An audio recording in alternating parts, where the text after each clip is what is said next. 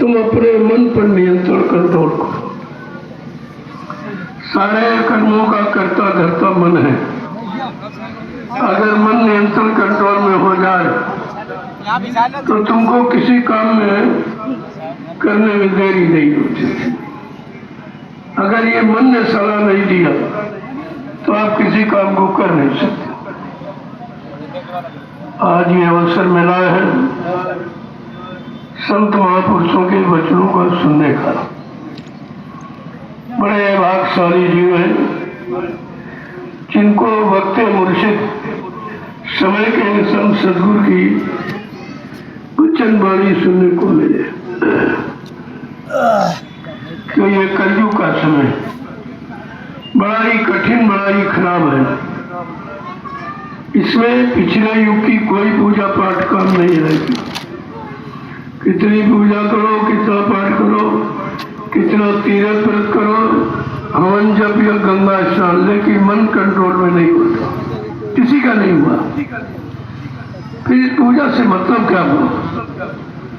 पूजा का सच्चा अर्थ है पुण्य का, पुण्य के भाव, सेवा के भाव, दया के भाव, प्रेम के भाव जब आपके अंदर पैदा हो जाए वही सी पूजा की शुरुआत होती है। ये तो कुछ हुआ नहीं है क्योंकि आप जड़ पूजा करते हो। जड़ माने जो तुम्हारे काम ना आए, न बोले, न चाले, न ले, न दे, न कोई आशीर्वाद, न कोई सा कुछ। ऐसी पूजा से आपको क्या मिला? 3 युग निकल गए इसी जड़ पूजा में फंसे फंसे और अभी तक आपको उससे छुटकारा नहीं मिला क्योंकि किसी ने बताया नहीं। ये तो कलयुग में संत पधारे तो उन्होंने ये रास्ता खोल दिया जड़ और चेतन का कि जड़ क्या है, चेतन क्या है। चेतन काम करेगा कि जड़ काम करेगा, यानी मुर्दा काम करेगा कि जिंदा काम करेगा। इतनी तो समझ होनी ही चाहिए, लेकिन अभी तक वो भी समझ पैदा नहीं हुई है कि हमारा काम जड़ करेगा, चेतन करेगा। इसके लिए संत गोस्वामी जी महाराज जिन्होंने रामचरितमानस लिखा, उन्होंने स्पष्ट शब्दों में कहा है, जड़ चेतन ग्रंथि पड़ गई यद्यम मृखा छूटत कट नहीं। कि जड़ चेतन की गांठ लग गई है, यद्यप ये झूठ है लेकिन जीव के बस की बात नहीं है इसके छुटकारा पा लिया। इसके लिए किसी संत महापुरुष की आवश्यकता है। यह संत नाम आज कलयुग में सुनने को मिला है। न सतयुग में था, न त्रेता, न द्वापर में था। कलयुग के 5.5 वर्ष निकल रहे, 500 वर्ष, लेकिन संत नाम सुनने को नहीं मिला। ये तो अभी लगभग 750 वर्ष पूरे होने जा रहे हैं जब से कबीर साहब आए। कबीर साहब से ये संत मत चला है और संत नाम सुनने को मिला, इसके पहले नहीं था। जब संत नहीं थे किसी जीवात्मा का अंत नहीं था, सब इसी काल माया के देश में कर्मों के जाल में फंसी थी। शुभ और अशुभ 2 प्रकार के कर्म, शुभ कर्म का फल यही है और अशुभ कर्म का फल यही है। शुभ कर्म किया तो राजा बन गए, धनीमानी बन गए, और बुरे कर्म किए तो गरीब बन गए आप। बस इतनी है महिमा, अंतर। लेकिन बाकी दोनों कर्मों का फल मृत्युलोक ही है, इसके ऊपर आप नहीं जा सकते। लेकिन जब कलयुग में संत पधारे, उन्होंने रास्ता खोल दिया। ये जीवात्मा कहाँ की रहने वाली है, ये कैसे आई है, किसने फंसा लिया है, कौन ले जाएगा, कौन निकालेगा, कौन पहुंचाएगा, कौन मालिक से मिलाएगा, इसकी प्रेमियों जरूरत है। आपको इसी की खोज करनी चाहिए थी। गुरु कोई खोज करो भाई, बिन गुरुराग कोई नहीं पाई। ऐसे समृद्ध सदगुरु की खोज करो जिसने अपनी जीवात्मा को जगा लिया हो, परमात्मा से मिला लिया हो, परमात्मा के दरबार का दरबारी रोज आने जाने वाला हो। ऐसा समृद्ध सदगुरु अगर आपको मिल जाएगा तो आप ही काम हो जाएगा, आपकी जीवात्मा जगा देगा, परमात्मा से मिला देगा। काम तो यह था। इसीलिए कहा कि गिरी बदरिया पाप की बरस रहे अंगार और संत नाते जगत में तो जन्म मरता संसार। अगर संत महापुरुषों का आगमन इस कलयुग में न हुआ होता तो हम सब जीवात्माओं को अपने घर जाने का कभी मौका ही नहीं मिलता। हम ये भी नहीं समझ पाते कि हम कैसे आए हैं, किधर से आए हैं और कैसे जाएंगे या कौन ले जाएगा, किसने रोक रखा, किसने फांस रखा है। अभी तक ये ज्ञान किसी को नहीं हुआ है। जब यह ज्ञान आपको नहीं तो है काहे का ज्ञान? सांसारिक ज्ञान, भौतिक ज्ञान, इंद्रियों के भोगों की प्राप्ति का ज्ञान तो सबको है, लेकिन जीवात्मा जगह परमात्मा से मिले यह ज्ञान किसको है? ऐसे सदगुरु की खोज करनी चाहिए थी। इसलिए आपके शरीर के साथ 7 गुरु जोड़े गए। प्रथम गुरु पिता और माता जो है रक्त बीज के दाता, दूसर गुरु भई वो दाई जो गर्भवास की मैल छुड़ाई, तीसर गुरु नाम जो धारा लैले नाव जो गाँव पुकारा, चौथा गुरु जो शिक्षा दीना तब संसारी मार्ग चीना, बच्चों गुरु जो दीक्षा दीना राम नाम का सुमरन कीना, छठवां गुरु भरम सब तारा ओमकार से नाता जोड़ा, लेकिन 7वां सदगुर और शब्द लखाया और जहाँ गजीव कहाँ पहुँचाया। प्रेमियों ऐसे सदगुरु की आवश्यकता, लेकिन ऐसे की तो आपने खोज की नहीं और जब आए तो आपने उनको पहचान नहीं पाया। आज मैं आपसे कुछ पूछने आया हूँ और कुछ बताने भी आया। बाकी मेरा कोई काम नहीं, मैं किसी की निंदा आलोचना बुराई ये मेरा काम नहीं है। कोई एवा सेवा मांगना, कोई रुपया पैसा धन दौलत सामान मांगना ये भिखारी का काम है, ये मेरा काम नहीं है। जो प्रेमी स्वेच्छा से देते हैं मैं उनका उसी काम में लगा देता हूँ जो आगे आने वाले समय में सबके काम आने वाला है। वो स्थान है नैमिषारण्य। आप भूल गए इसको?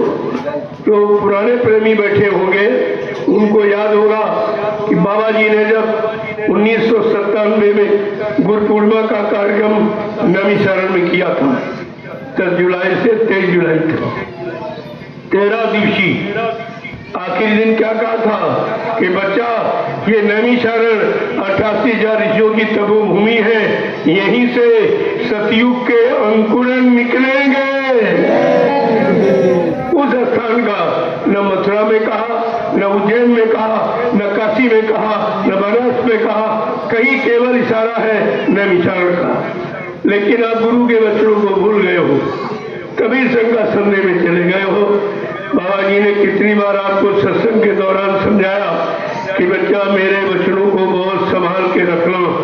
जैसे लोग रुपए पैसे सोने चांदी हीरे जवाहरात को गांठ में बांध के रखते हैं, अगर मेरे वचनों को तुमने कहीं भुला दिया तो मेरी दुआ दया के भंडार से तुम करोड़ों को पीछे चले जाओगी। आज हमारा आपका यही हाल है। हमारा परिवार टूट गया, बिछुड़ गया। आज परिवार कितने भागों में बटा हुआ इसको देखिए।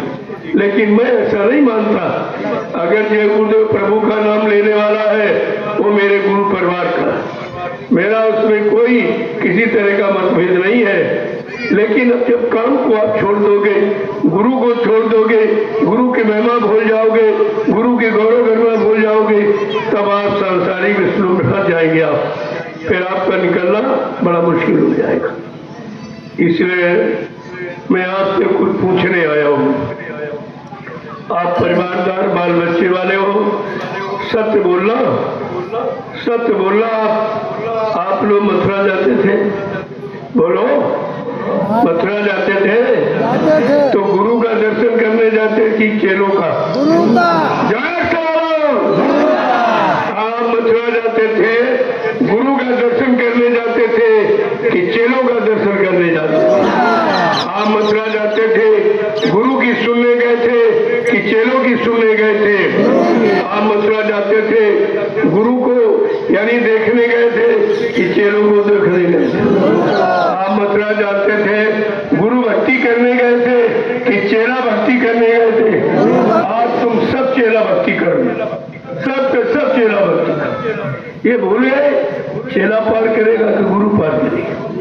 भी नहीं ज्ञान तुमको। गोस्वामी महाराज ने क्या लिखा है रामचरित मानस में कि गुरु बिन भवनिधि तरन कोई, और जो बिरंची शंकर समूहोई। कहा कि ब्रह्मा विष्णु महादेव के समान कोई धनवान बलवान बुद्धिमान कीर्तिमान क्यों न बन जाए, लेकिन ये भवसागर बगैर समय के सदगुरु के कोई पार नहीं कर सकता। कितनी बड़ी बात है। आप उसको भी भूल गए, वो भी आपकी समझ में नहीं आया कि हमें क्या करना चाहिए, किस लिए हम गुरु के पास गए, क्या गुरु से सीखने गए, क्या गुरु से लेने गए, क्या गुरु की सुनने गए, क्या गुरु की मानने गए थे। इतनी तो जानकारी आपको लेनी चाहिए। तो मैं तो आपसे पूछने आया हूँ और ये भी बताने आया हूँ कि बाबा जी ने क्या क्या वादा किया जो आप भूल गए हो। मैं सारे वादों की जानकारी दूंगा आपको। बाबा जी ने क्या कहा, बड़े ध्यान से सुनिए आप कि मैं परिवर्तन करने आया हूँ, परिवर्तन करके ही जाऊंगा। भाई कालाल हमें इस परिवर्तन से न रोक सकता है, न मेरा काम कोई कर सकता है। क्या ये छोटी बात है? क्या गुरु का एक छोटा वादा है? लेकिन आप तो भूल गए हो, आप सब भूल गए हो। आपको एक वचन भी नहीं मालूम कि 10 जुलाई 1952 से 2012 बाबा जी ने आपको मथुरा में क्या सुनाया। जगह जगह बड़े बड़े कार्यक्रम करके हिंदुस्तान में आपको क्या क्या सुनाया, क्या सिखाया, क्या पढ़ाया और क्या कराया, आप सब भूल चुके हो। मैं केवल उन्हीं वचनों की याद कराने आया हूँ और मैं कुछ कहने नहीं आया हूँ, न मेरा कोई विषय है। मैं केवल गुरु के वचनों की याद कराता हूँ और 28 मई 2012 से लगातार पूरे हिंदुस्तान में घूमकर गुरु के वचनों की याद गुरु प्रेमियों के कान तक पहुँचाता। बस मेरा केवल इतना करूँ। जब बच्चों को सुन लोगे, समझ लोगे तो आपकी समझ में आ जाएगा सच्चाई क्या है, हकीकत क्या है, झूठ क्या है, सत्य क्या है, ये सब समझ में आ जाएगा। लेकिन जब तक सुनोगे नहीं आपकी समझ में कुछ नहीं आएगा। जब तुम मथुरा में 10 जुलाई 1952 से 2012 60 वर्ष बाबा जी ने आपको सुनाया समझाया, तब आपकी समझ में कुछ नहीं आया। तो ये चंद यानी मिनटों में हमारा संदेश आप क्या सुन लोगे, कैसे समझ लोगे। लेकिन हमारा फर्ज है अपने पूरे परिवार को इकट्ठा करना। मीडिया पत्रकार कई बार हमसे पूछा कि आपका क्या उद्देश्य है। हमने कहा मेरा उद्देश्य जो मेरा परिवार बिखर गया, मैं अपने परिवार को इकट्ठा कर रहा हूँ और मेरा कोई काम नहीं। क्योंकि हमारा परिवार 45 करोड़ का। बाबा जी ने क्या कहा था, बच्चा मैंने इतना जन जागरण कर दिया है, इतना जन समर्थन मैंने तैयार कर दिया जो विश्व में किसी के पास नहीं। और 1971 में कहा कि मैंने बड़ी मेहनत परिश्रम और संघर्ष में ये यानी ये बगीचा बनाया है। तुम्हारा सबका परम कर्तव्य है हमारे इस आध्यात्मिक बगीचे का एक भी पेड़ न हटने देना, न कटने देना, न सूखने देना। क्या आपने गुरु आदेश माना है? मैं सबसे पूछ रहा हूँ, ये गुरु का आदेश आपने माना? एक जीव आपने खड़ा नहीं किया, अपने स्वार्थ लोभ लालच में आकर करोड़ों जीवों को आपने गुरु की शरण से अलग कर दिया। इससे बड़ा अपराध कोई नहीं हो सकता, ये सबसे बड़ा अपराध। बाबा जी ने कहा मेरे आध्यात्मिक संदेश को अगर तुमने 2-4-10 प्रेमियों को सुनाकर और उनको खड़ा कर दिया तो बच्चा 1 लाख यज्ञों के समान फल मिलेगा। क्या इन लोगों ने ये काम किया है? इन्होंने तो करोड़ों जीवों को गुरु की शरण से हटा दिया है, गुरु भक्ति से दूर कर दिया। अरे गुरु भक्ति काम करेगी कि चेला भक्ति काम करेगी, इतना भी ध्यान आपके अंदर नहीं है। मैं गुरु के वचनों की याद कराने आया हूँ, मेरा और कोई काम नहीं, और अपने परिवार को इकट्ठा करने आया। हमारा 45 करोड़ का परिवार है। बड़ा अफसोस है कि आज बिखर गया। स्वार्थी लोभी लालचियों ने अपने निजी स्वार्थ लोभ लालच के लिए गुरु परिवार को बिखेर दिया। बाबा जी ने कितनी मेहनत की 10 जुलाई 1952 से इस परिवार को बनाने में, इकट्ठा करने में। हमारा आपका कर्तव्य क्या था कि पिता की संपत्ति को या तो बढ़ा दो या बरकरार रखो, कम नहीं करना। लेकिन आपने तो काम नहीं किया, किसी ने नहीं किया। मैं सबके बारे में कहता हूँ कि हमारा आपका जो कर्तव्य था, जो शिष्य का कर्तव्य होता है, अगर इस कर्तव्य पर हम लोग चलते रहते तो आज दुनिया के सामने तुम्हारा कुछ हिस्सा होता। तुम्हें कोई हराने वाला पैदा ही नहीं। इतना बड़ा जन समर्थन है। जैसे परिवार बिखर जाता, परिवार की शक्ति कमजोर हो जाती, ठीक उसी तरह आज पूरे परिवार बिखर गया, शक्ति कमजोर हो गई और सब तुमको धमकाते और डराते हैं, सब तुम्हारी जमीन छीनते हैं, अन्याय करते हैं, असुरक्षा करते हैं, लेकिन आज कुछ बोल नहीं सकते। क्यों? तुम्हारे पास संगठन नहीं। कलयुग के इतिहास में कहा गया, धर्मशास्त्रों ने कहा, कलयुगे संघे शक्ति। कलयुग में संघ संगठन ही शक्ति। जिसके पास संगठन है उसके पास शक्ति है, जिसके पास शक्ति है उसके पास सब कुछ है। तो आपका तो इतना बड़ा परिवार है। अरे अपने परिवार को छोड़कर तुम्हें कहीं जाना नहीं चाहिए था, अपने परिवार को संगठित रखना था। अगर आज हमारा गुरु परिवार संगठित होता तो हिंदुस्तान का विश्व में आपसे कोई टकरा नहीं सकता। लेकिन जो गलती हमने आपने की है, उसी का खामियाजा आज सब प्रेमियों को भोगना पड़ रहा। तो मैं कुछ कहने के लिए आया है कि ताकि आप ये न कह सकें कि किसी ने हमको बताया नहीं।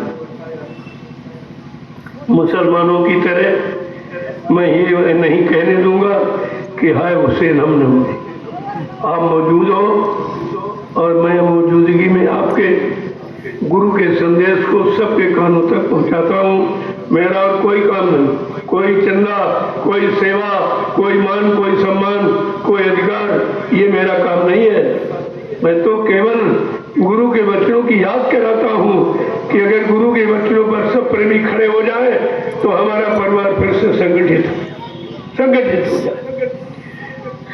संगठन सबसे बड़ी शक्ति है इस कलयुग में। आज संगठन हमारा बिगड़ा है और हम आपस में समझ नहीं पा रहे, सामंजस्य नहीं मिला पा रहे हैं कि हमें क्या करना चाहिए। प्रेमियों, जब स्वार्थ जाग जाता है तो सेवा धर्मार्थ परमार्थ को सो दूर चला जाता है, और जब तक सेवा धर्मार्थ परमार्थ नहीं आएगा तब तक कुछ होने वाला नहीं है। इस बात पर हमेशा आपको ध्यान में रखना चाहिए। तो आज ये सत्संग का पहला दिन। मैं तो अचानक किसी काम से आया था, फिर मैंने कहा 2 वचन हो जाए। मैंने कहा बहुत अच्छी बात। मैं तो गुरु वचनों को सारे हिंदुस्तान में प्रसारण नहीं करता हूँ, मेरा कोई काम ही नहीं, केवल गुरु वचनों की याद कराना। आवाज से नहीं, मुझे सन 1965 से हो गया, तब यहाँ कोई नहीं था। जो आज कह रहे मैं उत्तराधिकारी हूँ, मुझे गुरु पावर मिल गया, सब झूठ है। ये आए ही नहीं संगत में, ये संगत में थे ही नहीं। ये तो अभी बाद में आए हैं। इन्हों क्या मालूम कि जय गुरुदेव नाम कब जगाया गया, जय गुरुदेव झंडा कब लगाया गया, सत्संग कब से प्रारंभ किया गया, नामदान कब से देना शुरू किया, इन्हें कुछ नहीं मालूम। जिसे कुछ खुद ही नहीं मालूम तुम्हें क्या मालूम कराएगा। जिसको खुद जानकारी नहीं तुम्हें जानकारी क्या देगा। आपको इस पर विचार करना चाहिए। मैंने कई बार कहा सब लोग इकट्ठे हो जाओ, गुरु की महिमा को उजागर करो, आगे बढ़ाओ। ये घटाने का आपकी काम नहीं है, लेकिन स्वार्थ इतना जाग गया है, कोई मिलना नहीं चाहता, कोई आपस में मिलकर अच्छी सच्ची बात करना नहीं चाहता, गुरु के वचनों को याद नहीं करना चाहता, गुरु की महिमा को जानना नहीं चाहता। तो मैं आज आपको ये बताने आया हूँ, क्या संत महात्मा झूठ बोलते हैं? क्या ऐसा कहीं पढ़ा आपने या किसी ने आपको सुनाया है? धर्मशास्त्र तो कहते हैं संत वचन पटत नहीं, पलट जात ब्रह्मांड, चाहे ब्रह्म अपनी ब्रह्मांड की रचना में तब्दीली बदलाव क्यों न कर दे, लेकिन संत जो कहेंगे उसे करके दिखाएंगे। संतों की जवान दस्तावेज होती है। अकाट सत्य यूनिवर्सल ट्रुथ जिसे कहते हैं, अकाट सत्य होता है। और आपने अपने गुरु की वाणी को भी झूठा कह दिया। तो मैं बताने आया हूँ कि बाबा जी ने क्या क्या वादे किए जो आप भूल चुके हो, फिर से याद करो। उनका वचन न कोई पूरा कर सकता और न कोई उनका वचन काट सकता, ये दोनों चीजें। तो उन्होंने जो कहा है मैं वही कहने आया हूँ। मैं अपनी तरफ से अपने मान सम्मान के लिए कुछ भी कहने नहीं आया, ये मेरा काम नहीं है। मेरा काम है गुरु की भक्ति, गुरु के वचनों को प्रेमियों के कान तक पहुंचाना। और सच्चे सत्संगी का यही कर्तव्य है। सत्संगी वही है जो संगत में आवे और प्रेमियों को सत्संग में निभाने आवे, वो सत्संगी है। यहाँ तो विरोध हो रहा कि उनके सत्संग में जाने, सत्संग कोई हमारा है कि आपका? सत्संग गुरु का है। किसी प्रेमी के मुख से हो आपको सुनना चाहिए। मैं तो मना कभी नहीं करता हूँ। सत्संग न हमारा न तुम्हारा न किसी इंसान का है, सत्संग है सदगुरु का। वो वचन उनके हैं, उनके वचन सुनना और सुनाना सबका अधिकार है। इस अधिकार का प्रयोग सभी प्रेमियों को करना चाहिए था, आपने किया नहीं है। जब करोगे नहीं तो फल कैसे मिलेगा? ये तो कर्म प्रधान देश है। तो इसलिए मैं कुछ वचनों की याद कराने आया कि बाबा जी ने क्या कहा, जरा सुन लीजिए, आपकी शंका चली जाए। कहा था बच्चा, मैं अजर अमर देश से आया हूं। जब तक इन जीवात्माओं को अजर अमर देश से नहीं पहुंचा दूंगा मैं चैन से बैठने वाला नहीं हूं। जब तक मेरा एक भी जीव यहाँ रहेगा मैं बराबर मौजूद रहूंगा। जब मेरे जगह सारे जीव चले जाएंगे मैं पीछे से जाऊंगा। आपने गुरु वचनों को झूठा कह दिया। क्या गुरु झूठ बोलते हैं? क्या ऐसा कोई इतिहास प्रमाण है तुम्हारे पास कि गुरु झूठ बोला हो? और कहा था कि हम आए वही देश से जहां तुम्हारा धाम, तुम सबको घर पहुंचाना एक हमारा काम। कहा मेरा स्मृत लोक मंडल पे आने का एक ही काम है कि तुम्हारी जीवात्माओं को जगाना और घर पहुंचाना। गुरु ने कहा तुम्हारी जीवात्माओं को घर पहुंचाऊंगा। यहाँ चेलों ने गुरु को पहले ही पहुंचा दिया। ये जरा देखिए चेला भक्ति है। ये चेलों का काम देखिए, गुरु की महिमा को कितने पीछे उठा फेंक दिया। गुरु को झूठ बोलने वाला, वादा खिलाफी करने वाला, दगेबाजी करने वाला सिद्ध कर दिया। इनका परिणाम क्या होगा? जे जन गुरु पे निंदा करही ते चुंगागल भय बहुत करही। जो गुरु की निंदा करता या गुरु को झूठ बोलने वाला, वादा खिलाफी करने वाला, दगेबाजी करने वाला सिद्ध करता, वो जीव चमगादड़ की योनि में जन्म लेता। क्या आप सब भूल गए? धर्मशास्त्रों को भूल गए?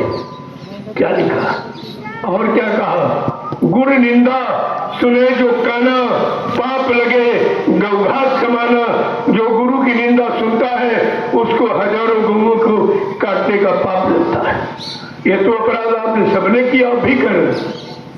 जो गुरु की निंदा कर रहा है, गुरु को मरा बता रहा है, गुरु कैसा भूल झूठ बोल गए, गुरु वादा खिलाफी कर गए, इतना बड़ा अपराध गुरु के लिए, उस जीव का क्या होगा? इनके लिए कौन सा नर्क बनाया जाएगा? इसलिए गुरु को बदनाम किया। और गुरु नहीं, सदगुरु रामकृष्ण को गुरु ही मिल पाए। गुरु का काम है राजपाट दिलाना, धन दौलत दिलाना, मान सम्मान दिलाना, अधिकार दिलाना, पद पत्नी बाल बच्चे दिलाना, इतिहास बनाना और पूजा करवाना। लेकिन सदगुरु का काम क्या है?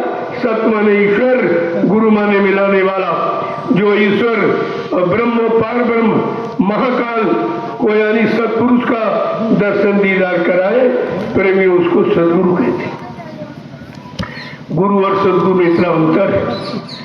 आपने कुछ नहीं किया, कुछ भी नहीं मालूम आपको। न गुरु की परिभाषा मालूम, न सदगुरु की मालूम।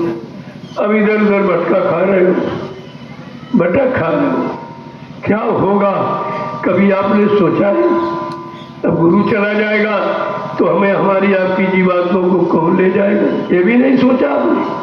जिन्होंने कह दिया कि गुरु महाराज चले गए कभी नहीं आएंगे, तो आपको सोचना चाहिए कि हमारा आपका कल्याण अब तो होना ही नहीं, कि जब कल्याण करने वाला चला गया, भवसागर पार करने वाला चला गया, जीवात्मा जगाने वाला चला गया, परमात्मा से मिलाने वाला चला गया, फिर ये काम कौन करेगा? मैं तो ये पूछता भाई ये काम कौन करेगा? इतना झूठ नहीं बोलना चाहिए, इतना स्वार्थ नहीं करना चाहिए जिससे गुरु भगवान से बढ़ के होता है। आपने भगवान को बदनाम कर दिया, गुरु को बदनाम कर दिया। कुछ तो शर्म आनी चाहिए थी कि हम किसके लिए कह रहे हैं? अपने गुरु के लिए। भगवान राम ने जो कुछ पाया वो गुरु विश्वामित्र, गुरु वशिष्ठ की बदौलत पाया था। भगवान कृष्ण ने जो भी पाया गुरु संदीपन की दया से पाया। अरे तुम्हें तो सदगुरु मिला था, अगर अपने सदगुरु की शरण में बने रहते तो क्या नहीं मिलता? कौन सा काम आपका ऐसा असंभव था? लेकिन आपने किया कुछ, इतना बिगाड़ किया जिसकी कोई सीमा नहीं, हद नहीं। जो अपने बाप को कहने मर जाए, मर गया तो फिर इससे बड़ा अपराधी कौन हो सकता है? बाबा जी ने क्या कहा कि हम आए वही देश से जहां तुम्हारा धाम। देखो स्पष्ट ये नहीं कहा कि मैं ब्रह्मा के ब्रह्मलोक से आया हूँ, विष्णु के विष्णुलोक से आया हूँ, शिव जी के शिवलोक से आया हूँ, राम के साकेत लोक से आया हूँ, कृष्ण के गोलोक से आया हूँ, देवी देवताओं के देवलोक से आया था। नहीं, मैं आया हूँ सतलोक सत्य नामी धाम, जहाँ की तुम्हारी जीवात्मा रहने वाली, मैं वहीं से आया हूँ और जीवात्मा को लेने के लिए आया हूँ, इसको घर पहुँचाने के लिए आया हूँ। तो क्या आपकी जीवात्मा घर पहुँच गई?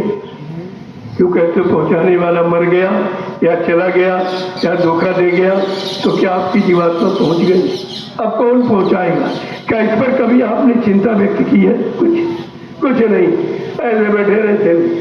अरे कुछ तो विचार करो, कम से कम मानव शरीर मिला है किसके लिए? प्रभु प्राप्ति के लिए मिला। इसीलिए रामचरितमानस बार बार आपको धिक्कारती है कि मानव जन्म बड़े सौभाग्य से मिला है, कि बड़े भाग्य मनुष्य तन पाओ, असुर दुर्लभ सदग्रंथन गावा, कि नर तन सम नहीं कमनिवते ही, अजीव चराचर याचत जेहि, कि साधन धाम मोक्ष कर द्वारा, अपायन जही परलोक है सवारा, यही तन का फल विषय न भाई, अस्वर्ग हो स्वल्प अंत दुखदाई, कि नर तन पाए विषय मन देही, अपलति सुधाते 60-20 रही। कितना आपके लिए शिक्षा है, कितनी शिक्षा चाहिए, कितनी जानकारी चाहिए कि मानव शरीर हमें किस लिए मिला है। लेकिन कुछ भी नहीं, न रामचरितमानस की सुनते हो, न वर्तमान सदगुरु की माने हो, तो वो क्या है? परी बनी तानो, फिर यही आप कर ही रहे हो। ये सब विचार करना चाहिए। दूसरा वचन बाबा जी ने क्या कहा था, सुन लो जरा, सब शंकाएं निकल जाएंगी आपकी। क्या दूसरी बात? पहली तो कही हमारे हुए देश से जहां तुम्हारा धाम, तुमको घर पहुंचाना एक हमारा काम, पहला तो वचन ये। दूसरा था क्या? नाव लगाई शब्द की गुरु ने, चल बैठे कोई सो, कि मैंने नाम की नौका लगा दी है भवसागर पार करने के लिए। कोई सूरवीर, अब सूरवीर कौन है? जिन्होंने मार मन डाला उन्हीं को सूरमा कहना। बड़ा बैरी है मन घट में, इसी को जीतना कठना, पढ़ो तुम इसी के पीछे और सभी यतन तजना। वो सच्चा सूरवीर है जिसने अपने भोगी विलासी विषयी मन को कंट्रोल नियंत्रण कर दिया। वो विजेता है, वो विश्व विजेता है। वो भी नहीं आपको सुनेगा, वो भी आपकी समझ में कुछ नहीं है। फिर आया क्या? आखिरकार इतने दिन मथुरा जाते रहे हो, क्या सुनते रहे हो, क्या समझते रहे हो, क्या करते रहे हो, क्या आपको मिला है? कुछ नहीं, जैसे गए वैसे लौटा है। क्या आपको मिला? जब गुरु से नहीं ले पाए क्या चेले दे देंगे तुमको? अरे चेला दे देगा। जब गुरु से नहीं ले पाए हो, गुरु से अपनी बात अपना काम नहीं बनवा पाए हो, क्या इन स्वार्थी लोभी लालची चेलों से तुम्हारा काम हो जाएगा? उसमें कोई हो, मैं सबकी बात करता हूँ, किसी व्यक्ति का नाम नहीं, वो तो सबके लिए लागू है ये विषय, और आपको इस पर विचार करना चाहिए। तीसरा वादा क्या किया बाबा जी ने? भाव सागर भरमो नहीं, ये प्रताप हमार, और निश्चय करके मान ले तो तुरंत उतारू पार। ऐसा किसी ने नहीं कहा। यह चैलेंज वाला शब्द किसी ने उच्चारण नहीं किया कि तुम इस भवसागर में भ्रम मत करना, शंका मत करना, संदेह मत करना। भवसागर भरमो नहीं, ये प्रताप हमारा बल पौरुष मानकर एकमात्र हमारे सहारे हो जाओ, मैं तुमको भवसागर से पार कर दूंगा। इतना बड़ा वादा सृष्टि में किसी का नहीं। चाहे 4 वेद 6 7 18 पुराण 19 सुप्रसाद और 36 ऋचाएं जो धर्म चर्चा वर्णित है, आप इनको पढ़ के देख लीजिए। इसमें मुक्ति का कोई मार्ग नहीं। ये तो 1 लाख श्लोक है 4 वेदों में। 80,000 उपासना कांड, 16,000 कर्म कांड, मात्र 4,000 ज्ञान कांड के श्लोक है। वो भी भौतिक ज्ञान, शारीरिक ज्ञान, इंद्रियों के भोगों पाने वाला ज्ञान, आत्मा जोगाने वाला, परमात्मा से मिलाने वाला कोई ज्ञान नहीं है। इसलिए संतों को कहना पड़ा कि वेद थके ब्रह्मा थके, और थकी के शेष महेश, और गीता का जंगम नहीं वो संतों का देश। संत उस देश से आते हैं जहाँ ये अक्षर ज्ञान तुम्हें पहुंचा नहीं सकता, ये अक्षर विद्या तुम्हें वहां नहीं ले जा सकती है। वो संतों का शब्द ज्ञान है, आत्मिक ज्ञान है जो तुम्हारा काम करेगा। कितनी बातें आप सुनना चाहते हो, मैं तो सब आपको बता दूं, लेकिन अभी तो कि आपको आवश्यकता नहीं सी दिखाई दे रही, आपकी समझ में नहीं आ रहा। मुझे 12 वर्ष हो गया लगातार गुरु के वचनों को दोहराते प्रेमियों के कान तक पहुंचाते जब 28 मई 2012 18 मई 2012 की ये लीला है। मैं ठीक 10 दिन बाद निकल पड़ा गुरु की सच्चाई को उजागर करने के लिए। 28 मई 2012 से जब मैंने अभियान जारी किया, उस समय मेरे साथ एक भी आदमी नहीं था, एक भी नहीं था। धीरे धीरे धीरे धीरे 3-4 वर्ष तक मैं अकेला ही दौड़ता रहा, लेकिन गुरु के बच्चों को बराबर याद कराता रहा। धीरे धीरे प्रेमियों ने सुनना शुरू किया, समझना शुरू किया कि तो बाबा जी ने कहा था, ये तो उन्होंने इस तारीख में कहा। जब मैंने तारीख बाय तारीख बताना शुरू किया कि बाबा ने इस तारीख में ये कहा, इस तारीख में ये कहा, इस तारीख में ये कहा, अभी तो इतना कुछ नहीं हुआ। ये कहते बाबा जी चले गए, तो ये काम कौन करेगा? काम कौन करेगा? ये भी तो झूठा प्रचार किया गया। वो भी मैं अभी आपसे पूछूंगा, आप सत्य बताना। जब इन लोगों ने प्रचार किए कि बाबा जी शरीर छोड़ के चले गए, और आप लोग मथुरा गए थे दर्शन करने, सच बोलिए, दर्शन करने गए थे? क्या किसी को दर्शन कराया गया था? नहीं। क्या बाबा जी की इलाज को किसी को दिखाया गया था? नहीं। फिर आपने मान कैसे लिया? देखे बिन न होए प्रतीति, बिन प्रतीत तो होए नहीं प्रीति। अगर कोई चीज देखने को न मिले तो विश्वास कभी नहीं होता, बिन देखे विश्वास नहीं होता। और आपने विश्वास कर लिया, न किसी को दिखाया गया और न किसी ने देखा। तो मैंने कहा जब दिखाया भी नहीं गया और आपने देखा भी नहीं, तो आपने विश्वास कैसे कर लिया? आपको कहना चाहिए कि आपने दर्शन के लिए बुलाया है, कम से कम गुरु महाराज का दर्शन तो करा दो। किसी ने नहीं कहा। जब लोगों ने इच्छा व्यक्त की तो तुरंत लाठीचार्ज करा दिया गया, वो भी सब मामला जो करते ठंडा। लेकिन आपको किसी को देखने को नहीं मिला, फिर कैसे आपने मान लिया? मैंने उसी समय से प्रारंभ कर दिया, ये झूठ है। अगर सत्य है तो हमको प्रमाण दीजिए, और अगर सत्य ये है तो मैं हजारों प्रमाण दे दूंगा। बाबा जी के जीवित होने के हजारों प्रमाण मेरे पास, और ये वचन प्रमाणित तो है कि बच्चा मैं कलयुग को भगाऊंगा और सज्जू को लाऊंगा, सबको न्याय सुरक्षा रोजी रोटी की व्यवस्था बना दूंगा, सबको शाकाहारी बनाऊंगा, सबकी जीवात्माओं को जगाऊंगा, परमात्मा से मिलाऊंगा। अगर ये काम करके न दिखा दूं तो इस बाबा को बाबा मत कहना। ये कितनी बड़ी सच्चाई गुरु की थी और आपने वो भी बुला दी। आपके पास तो कुछ भी नहीं, कुछ भी नहीं। कहा था बच्चा सृष्टि में न मुझे कोई मार सकता, न मुझे कोई धोखा दे सकता, न मुझे कोई धन दौलत सामान से खरीद सकता। मैं अपना काम करने आया हूँ, काम करके ही जाऊंगा। अगर जरूरत पड़ी अपने काम को पूरा करने के लिए तो इसी शरीर में 400 वर्ष तक रहूंगा और काम करके ही जाऊंगा। ये पुराने लोग हैं, इनसे सुनिए, इन्हें मालूम होगा बाबा जी ने कहा कि नहीं कहा। मैं इधर उधर की बातें नहीं करता हूँ, जो कहूंगा सत्य कहूंगा। मानना न मानना ये आपके ऊपर है, लेकिन मैं सत्य कहूंगा। और यही सत्य कहते कहते आज मेरे पास करोड़ों लोग हो गए। अब वो बात नहीं रही है, वहां दोनों जगह कोई संगत पहली की है, और गुरु महाराज की मेहनत की भी संगत है। वहां मैंने जो नैमिष में खड़ी की, ये अकेले अपने बल पे खड़ी की। अकेले मैंने करोड़ों लोगों को खड़ा कर दिया। अब तो आप बहुत लोग हो गए हो, अगर सब लोग लग जाओ तो पूरा गुरु परिवार अपना इकट्ठा हो जाए, फिर से इकट्ठा हो जाए और फिर से लाभ मिलने लगे।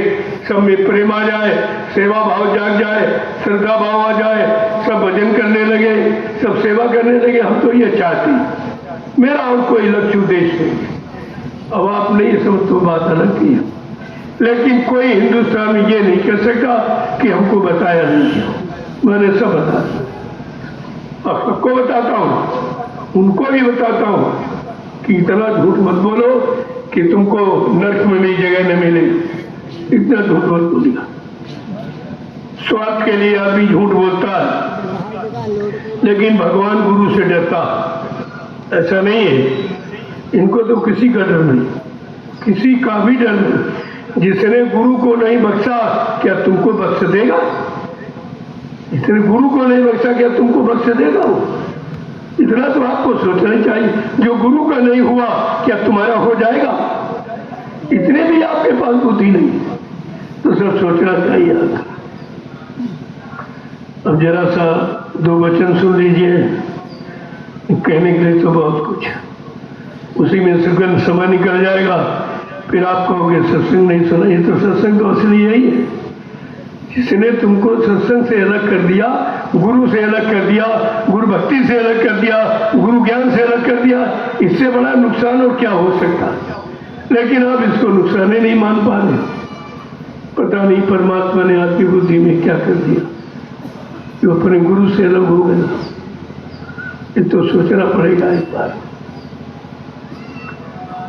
जब हम कोई काम करते हैं, हमारे हिंदुस्तान की परंपरा है, हमारी ये भारतीय सभ्यता है, कोई काम हम जब करते हैं, आज भी संसार का, शरीर का, परिवार का, खेती, दुकान, दफ्तर, बिजली, व्यापार का, सभी लोग अपने मने धर्म के मुताबिक अपने अपने देवी देवता, इष्ट परमात्मा, खुदागाड, भगवान, गुरु का नाम लेके ही करते हैं। आज इस जिंदगी के इतने बड़े शुभ काम, गुरु के वचनों की याद कराने का काम हम प्रभु के नाम से प्रारंभ करते हैं।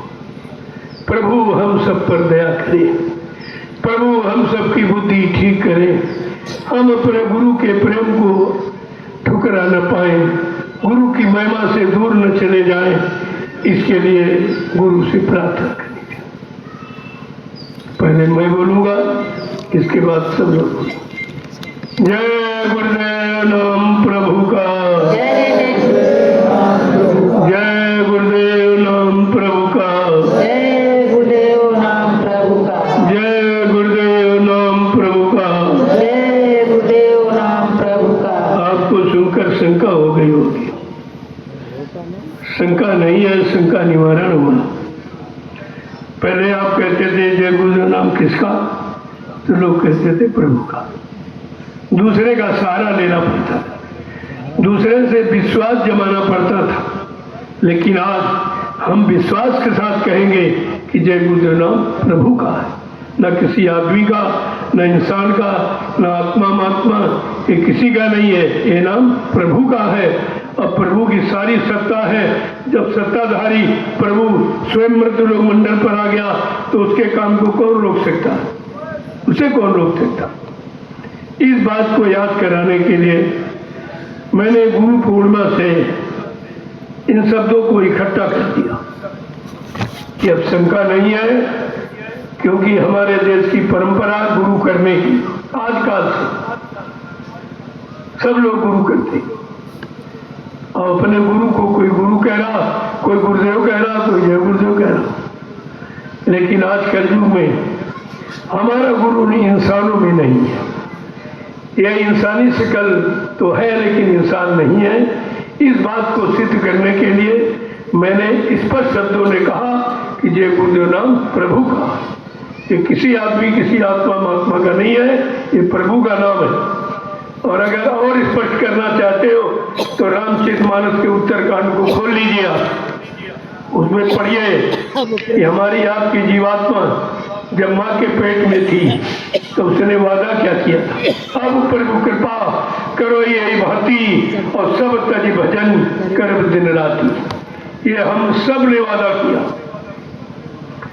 जितने मानव शरीर में हैं सबकी जीवात्मा ने गर्भवास में एक ही वादा किया है, हे प्रभु हमारे पर दया करो, इस गर्भवास के नरक कुंड से बाहर करो, मैं बाहर जाऊंगी तुम्हारा भजन करूंगी। आप भजन का वादा करिए, आज पूजा का नहीं, भजन का। पूजा जड़ है, भजन चेतन।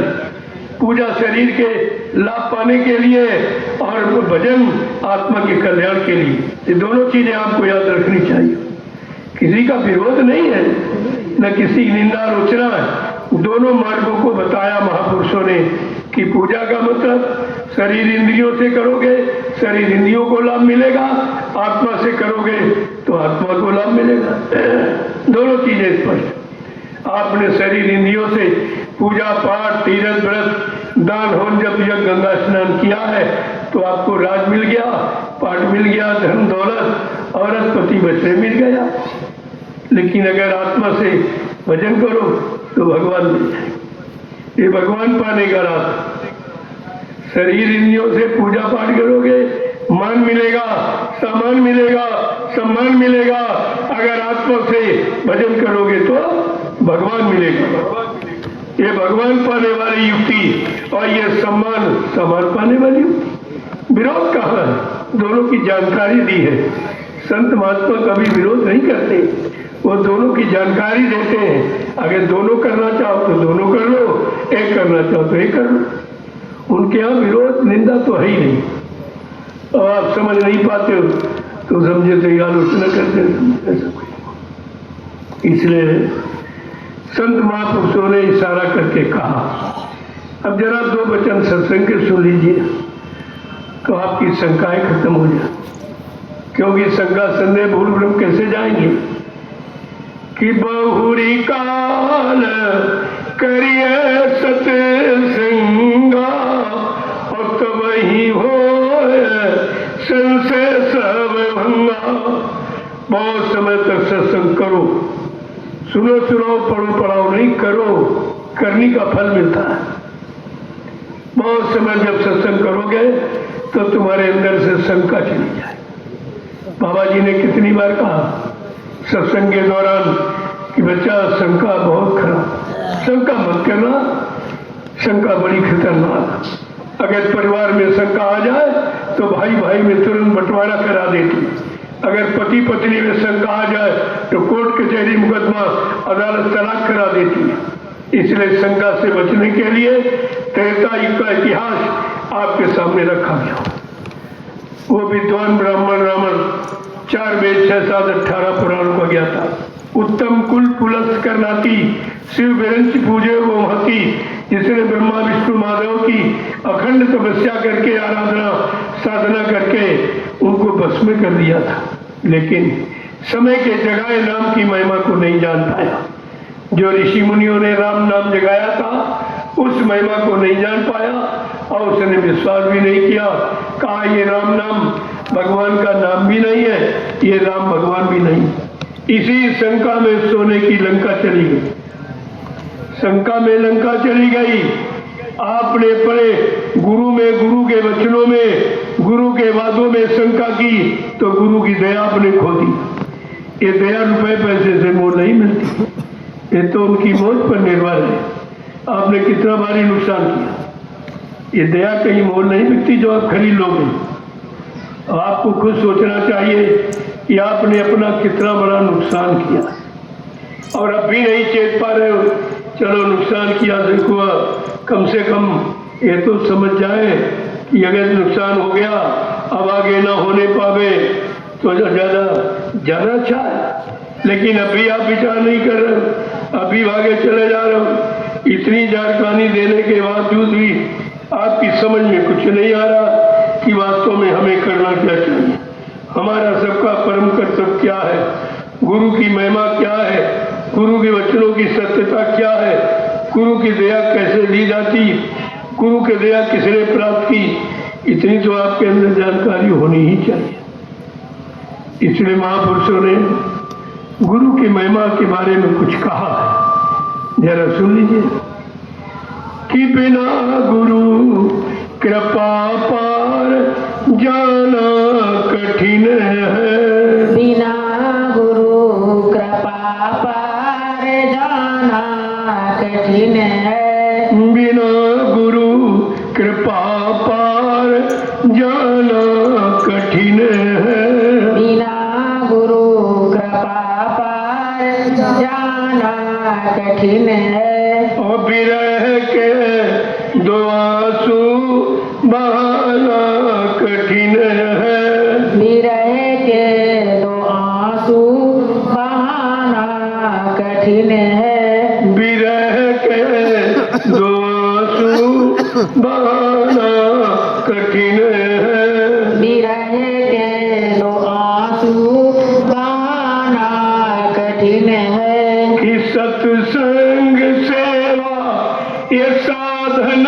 न भक्ति, सत्संग सेवा ये साधन न भक्ति, और बिना प्रेम गुरु को रिझाना कठिन है, बिना प्रेम गुरु को रिझाना कठिन है, बिना प्रेम गुरु को रिझाना कठिन है, बिना प्रेम गुरु को रिझाना कठिन है। देखो प्रेमियों, गुरु नहीं भूखा तेरे धन का, उन पर धन है नाम रतन का। गुरु तेरा उपकार करवे, भूखे प्यासे को दिलवा। गुरु को तुम्हारा धन नहीं चाहिए, तुम्हारा सामान नहीं चाहिए। ऐसा तो सदगुरु कभी सृष्टि में आया नहीं जिन्होंने कहा ये नाम की दौलत ले लो और बदले में अपने पाप कर्म दक्षिणा में दे दो। ऐसा किसी ने कहा कभी? ये काम कोई करेगा कि तुम लाभ ले लो और पाप कर्मों की गंदगी हमको दे दो, क्योंकि वो धोना जानते हैं। लेकिन आपकी समझ में नहीं आया कि जो हमारे लिए हमारा ये काम करने के लिए आया है, हमें नाम का धन देने आया और बदले में पाप कर्मों की गंदगी लेने आया। तो क्या कह रहे हैं? एक एक वचन को देखिए, बड़े सावधानी से सुनिए। ये गाना बजाना भाषण नहीं है, ये है सत्संग, ये सत्य का संग। कि बिना गुरु कृपा पार जाना कठिन है, बिना गुरु कृपा पार जाना कठिन है, और विरह के दो आंसू बहाना कठिन है, विरह के दो आंसू बहाना कठिन है, कि सत्संग सेवा ये साधन न भक्ति, सत्संग सेवा ये साधन न भक्ति, बिना प्रेम गुरु को रिझाना कठिन है, बिना प्रेम गुरु को रिझाना कठिन है, बिना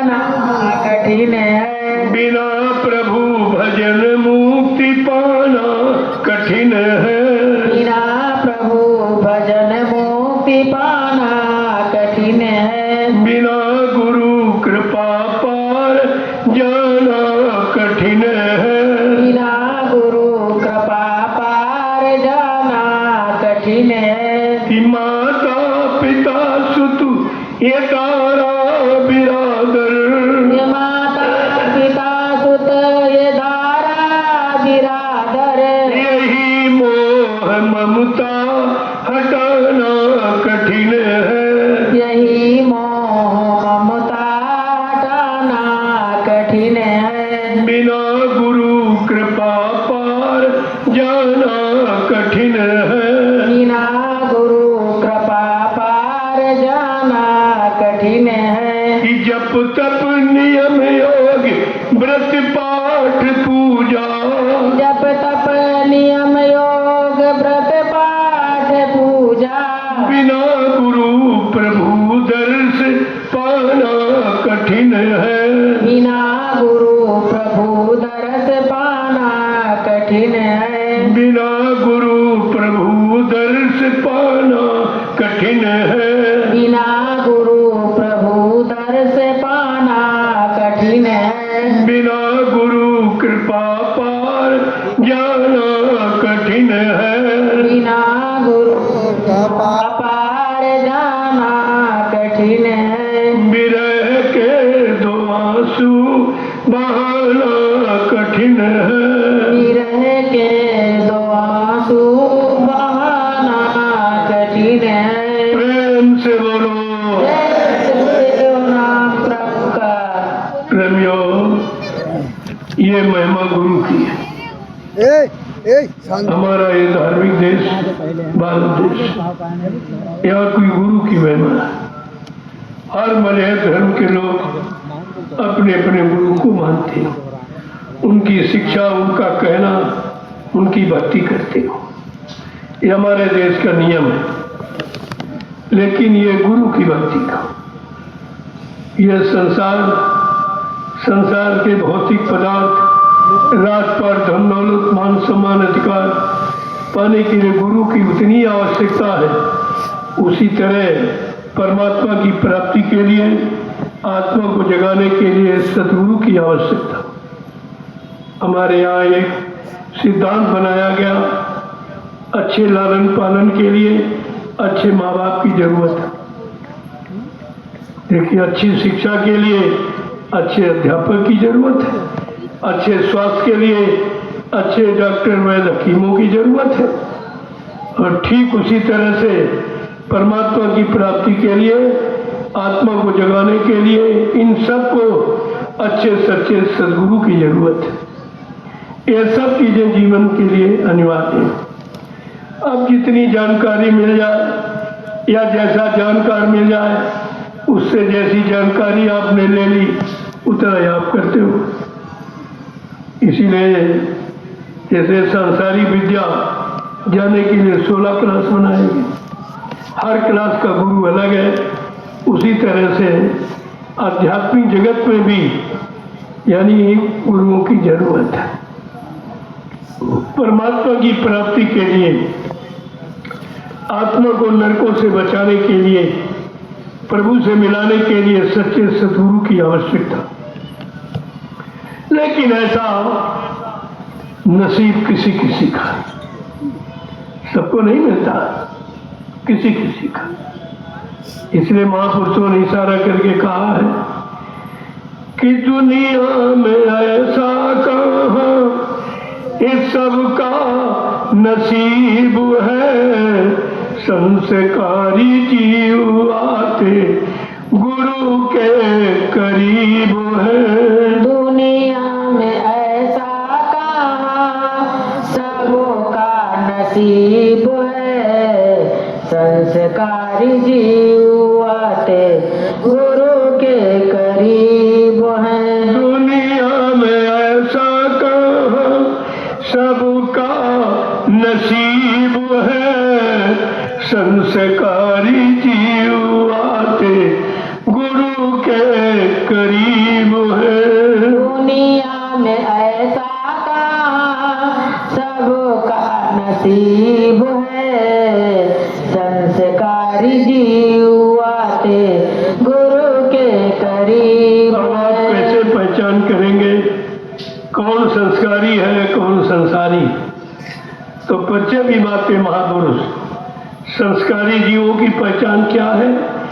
करे नित सत्संग सेवा भाव भक्ति, मानेगा जो गुरु सीख पाएगा वो शक्ति।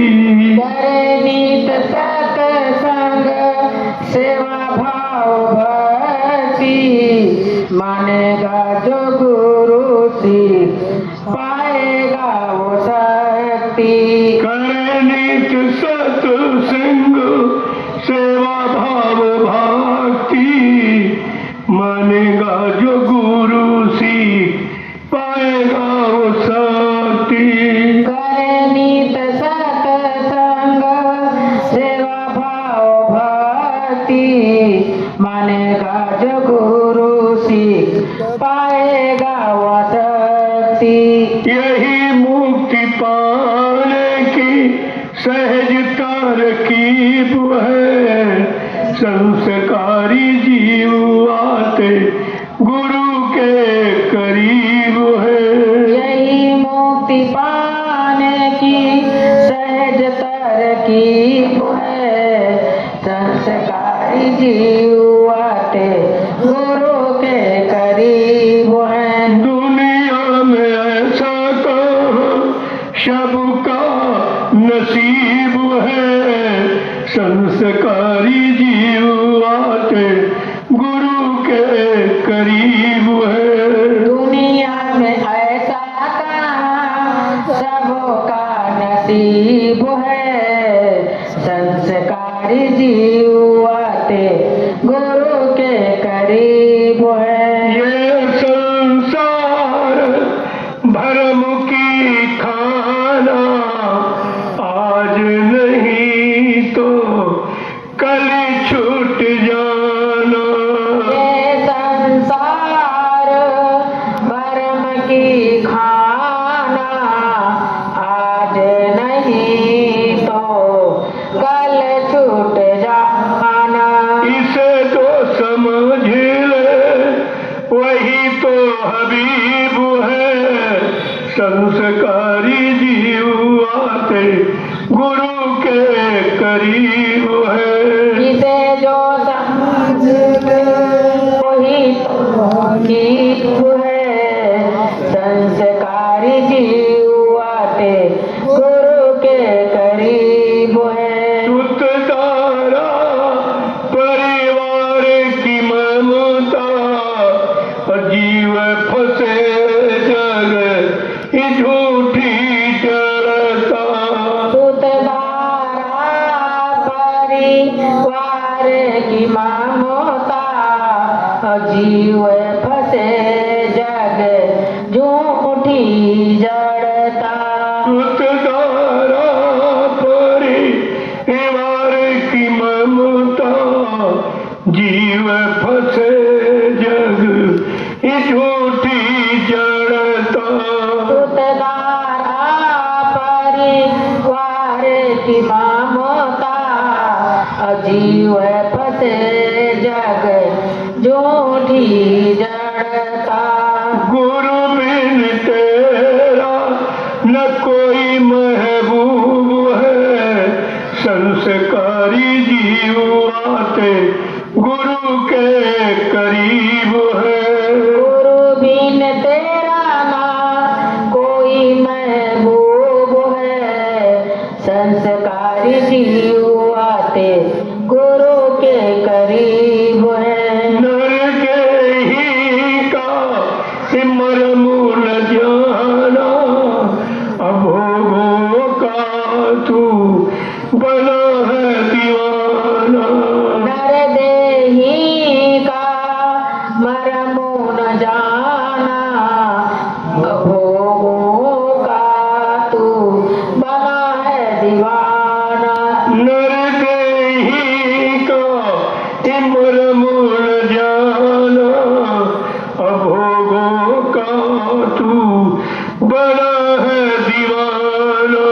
नर देही का मरम न जाना, भोगों का तू बना है दीवाना। इस शरण में वो आएंगे जो जग के गरीब है, संस्कारी जीव आते गुरु के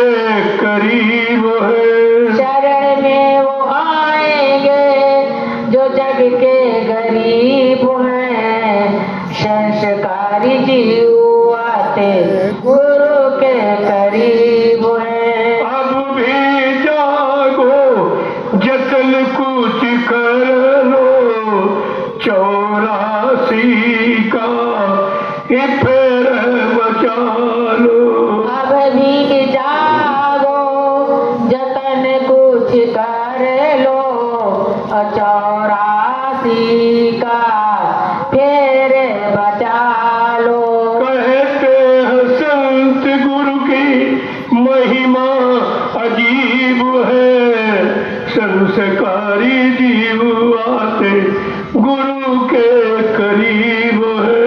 कहते हैं संत गुरु की महिमा अजीब है, संस्कारी जीव आते गुरु के करीब है। दुनिया में ऐसा कहाँ सबका नसीब है, संस्कारी जीव आते गुरु के करीब है।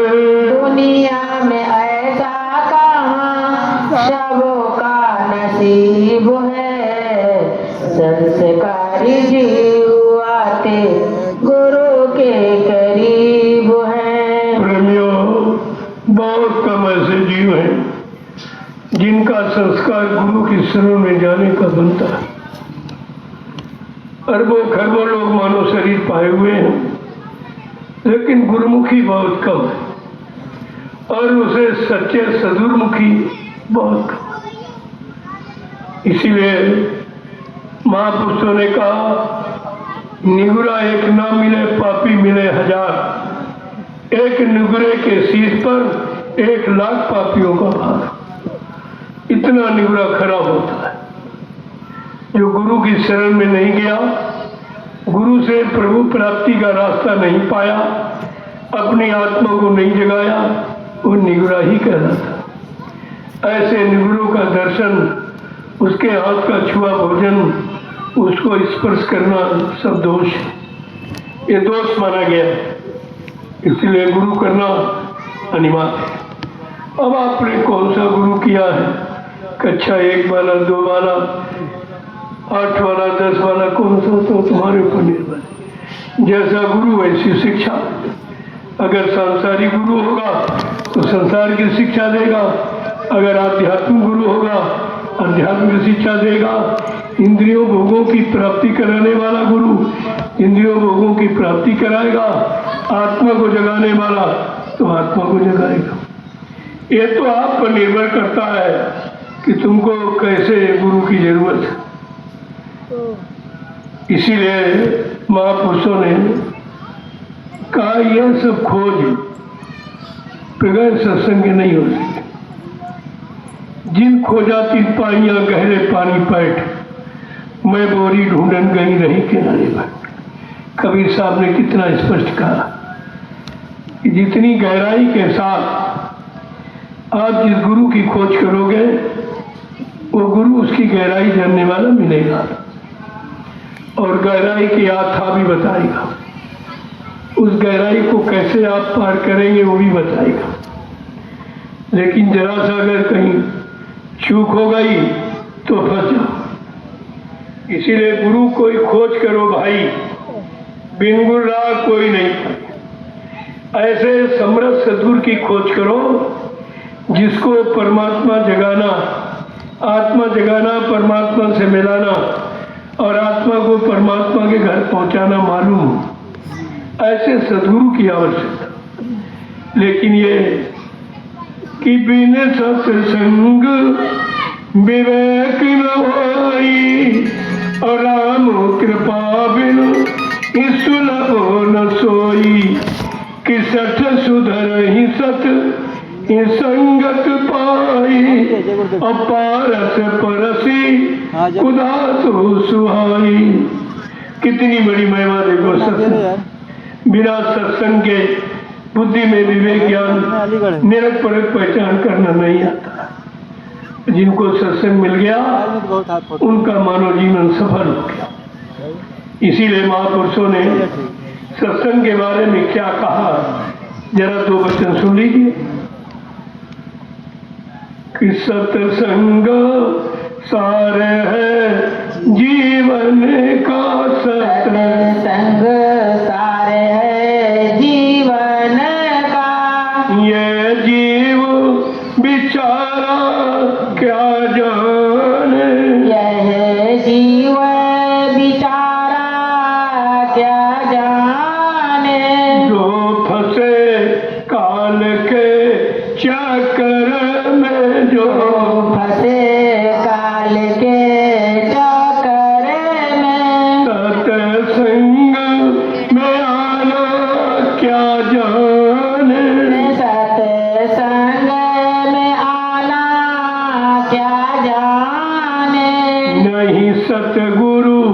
दरअसल मिला जिनको नहीं सतगुरु, दरस मिला जिनको, वो पाप मिटाना क्या जाने, वो पाप मिटाना क्या जाने, जो काम क्रोध नहीं लोभ तजे, जो काम क्रोध नहीं लोभ तजे, वो भक्ति कमाना क्या जाने, वो भक्ति कमाना क्या जाने, सतगुरु आदेश नहीं माना, सतगुरु आदेश नहीं माना, वो पुण्य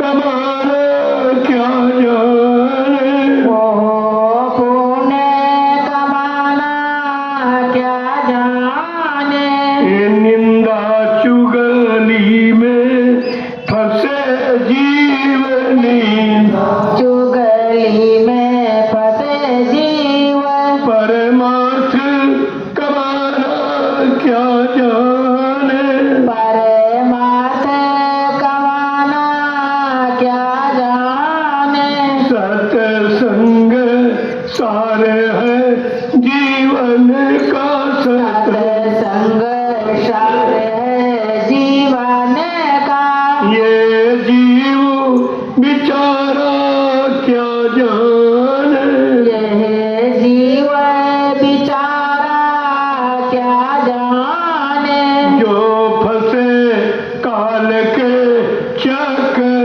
में, जो फंसे काल के चक्कर में, तू सत्संग में आना क्या जाने, सत्संग में आना क्या जाने, जो सतगुरु रूप बसा ना सके, जो सतगुरु पे बसा ना सके, जो सतगुरु रूप बसा ना सके, जो सतगुरु रूप बसा ना सके, वो ध्यान लगाना क्या जाने, वो ध्यान लगाना क्या जाने, मन मरा न इंद्री भोग तजा, मन मरा न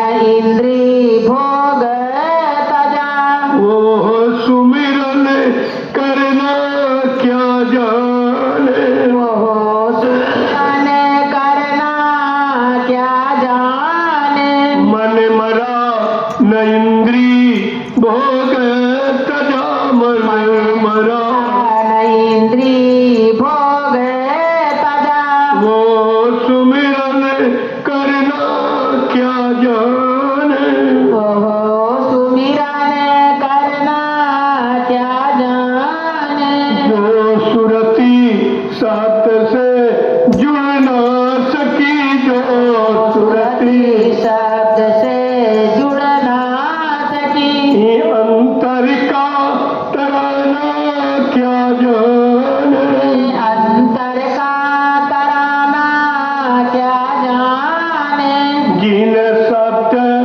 कमाई करी नहीं, जिन सत्य कमाई करी नहीं, जिन नाम कमाई करी नहीं, जिन नाम करी नहीं, ये सत्संग सुनाना क्या जाने, सत्संग सुनाना क्या जाने, नमो प्रेमियों, गुरुदेव की गुरु के द्वारा मियाँ नाम दान, अगर नाम को जगह नहीं पाया, सिद्ध नहीं कर पाया, वो सत्संग नहीं कर सकता।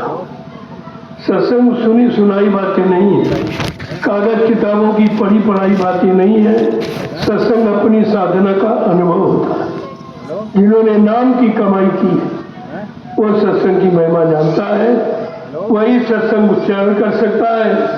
इसलिए महापुरुषों ने क्या कहा कि जिन नाम कमाई करी नहीं, जिन नाम कमाई करी नहीं, सत्संग सुनाना क्या जाने, सत्संग सुनाना क्या जाने, जो लिए किताबी ज्ञान फिरे, जो लिए किताबी ज्ञान फिरे, वो सुरती जगाना क्या जाने, सुरती जगाना क्या जाने। प्रेमियों 4 में 6 7 18 पुराण 19 उपनिषद और 36 रचाएं।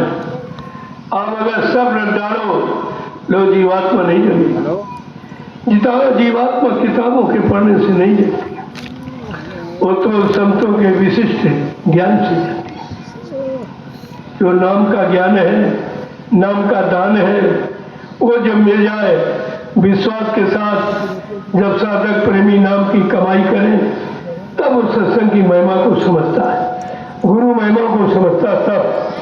इसीलिए क्या कह रहे हैं, जो लिए किताबी ज्ञान फिरे, जो लिए किताबी ज्ञान फिरे, ये सत्संग सुनाना क्या जाने, सत्संग सुनाना क्या जाने, वो सुरती जगाना क्या जाने, ओ सुरती जगाना क्या जाने।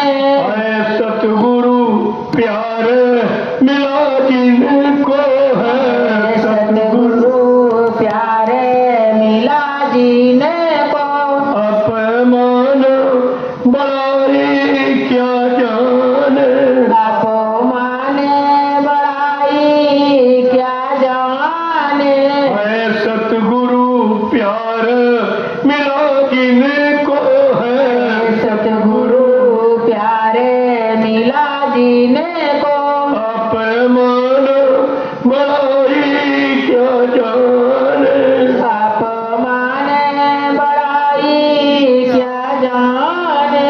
ये साध वही कहलाता है, और साध वही कहलाता है, जो गुरु बचन को नित माने, जो गुरु वचन को नित माने, त्यागी बैरागी साधक को, त्यागी बैरागी साधक को, मानी अभिमानी क्या जाने, मानी अभिमानी क्या जाने, ताते चेत करो सत्संगत, ताते चेत करो सत्संगत, गुरु बचन को सब माने, गुरु वचन को सब माने,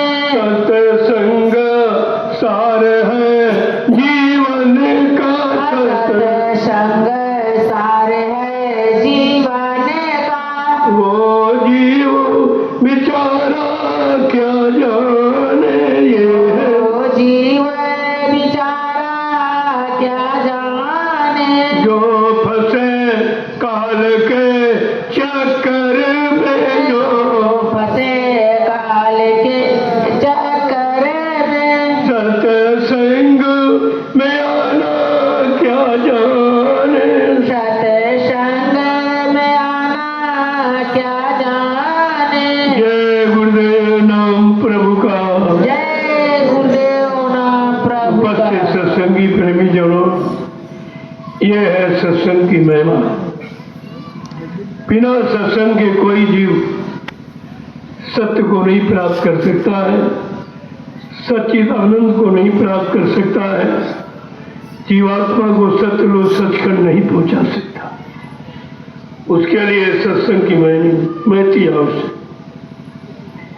अगर ये नहीं मिला तो फिर कुछ इसलिए महापुरुषों ने कहा कि ये रास्ता बड़ा कठिन है, अगर जानकार मिल जाए तो बहुत सरल है, उसके जानकार बहुत कम है। आत्मा जो जगाने वाले, परमात्मा से मिलाने वाले जानकार बहुत कम है। इन्हीं जानकारों को सतगुरु कहते हैं। गुरु तो बहुत है, संसार में बहुत गुरु। कबीर साहब ने कहा, गली गली गुरुआ फिर चेला कंठी ले, तुम स्वर्ग जाओ चाहे नरक जाओ हमें दक्षिणा दे। ऐसे बहुत, तुम्हारे पाप पुण्य से कोई मतलब नहीं, तुम्हारे नरक स्वर्ग से कोई मतलब नहीं, तुम्हारे बनने बिगड़ने से कोई मतलब नहीं, उनको अपनी बनी है। ये मालूम नहीं है कितना कर्जा लाद रहे हो। अगर आप गुरुवाई करते हो और तुमने जीवात्मा को जगा नहीं पाया, परमात्मा से नहीं मिला पाया, तो आप झूठे गुरु माने जाओ। आपको इसका भोग करना पड़ेगा। आप कर्जा जो लिया है वो देना पड़ेगा। बड़ा कठिन विषय है, लेकिन लोगों ने उसे समझा नहीं और भीड़ लग गई यहाँ गुरुओं की। इतनी भीड़ है, करोड़ों गुरु। और देश की हालत ये है, धर्म की हालत ये है, सच्चाई की हालत ये है, ईमानदारी की हालत ये। देखिए जरा, इतने 1 लाख 1 करोड़ महात्मा है, काट दिए भेषधारी, दाढ़ी वाला, लाल पीला कपड़ा पहनने वाला। और देश की हालत क्या? ऐसा नहीं, हिसाब लिया जाएगा। तुम समझते कोई देख नहीं रहा, तुम उसे नहीं देख रहे, वो तुमको रोज देख रहा, नित्य प्रत देख रहा, क्या क्या आप करते हैं ये भी देख रहा। कितना अच्छा, कितना बुरा, कितना पाप, कितना पुण्य, कितना सुख, कितना अशुभ, कितना लोगों को ठग रहे हो, झूठ बोल रहे हो, बेईमानी छल कपट कर रहे हो।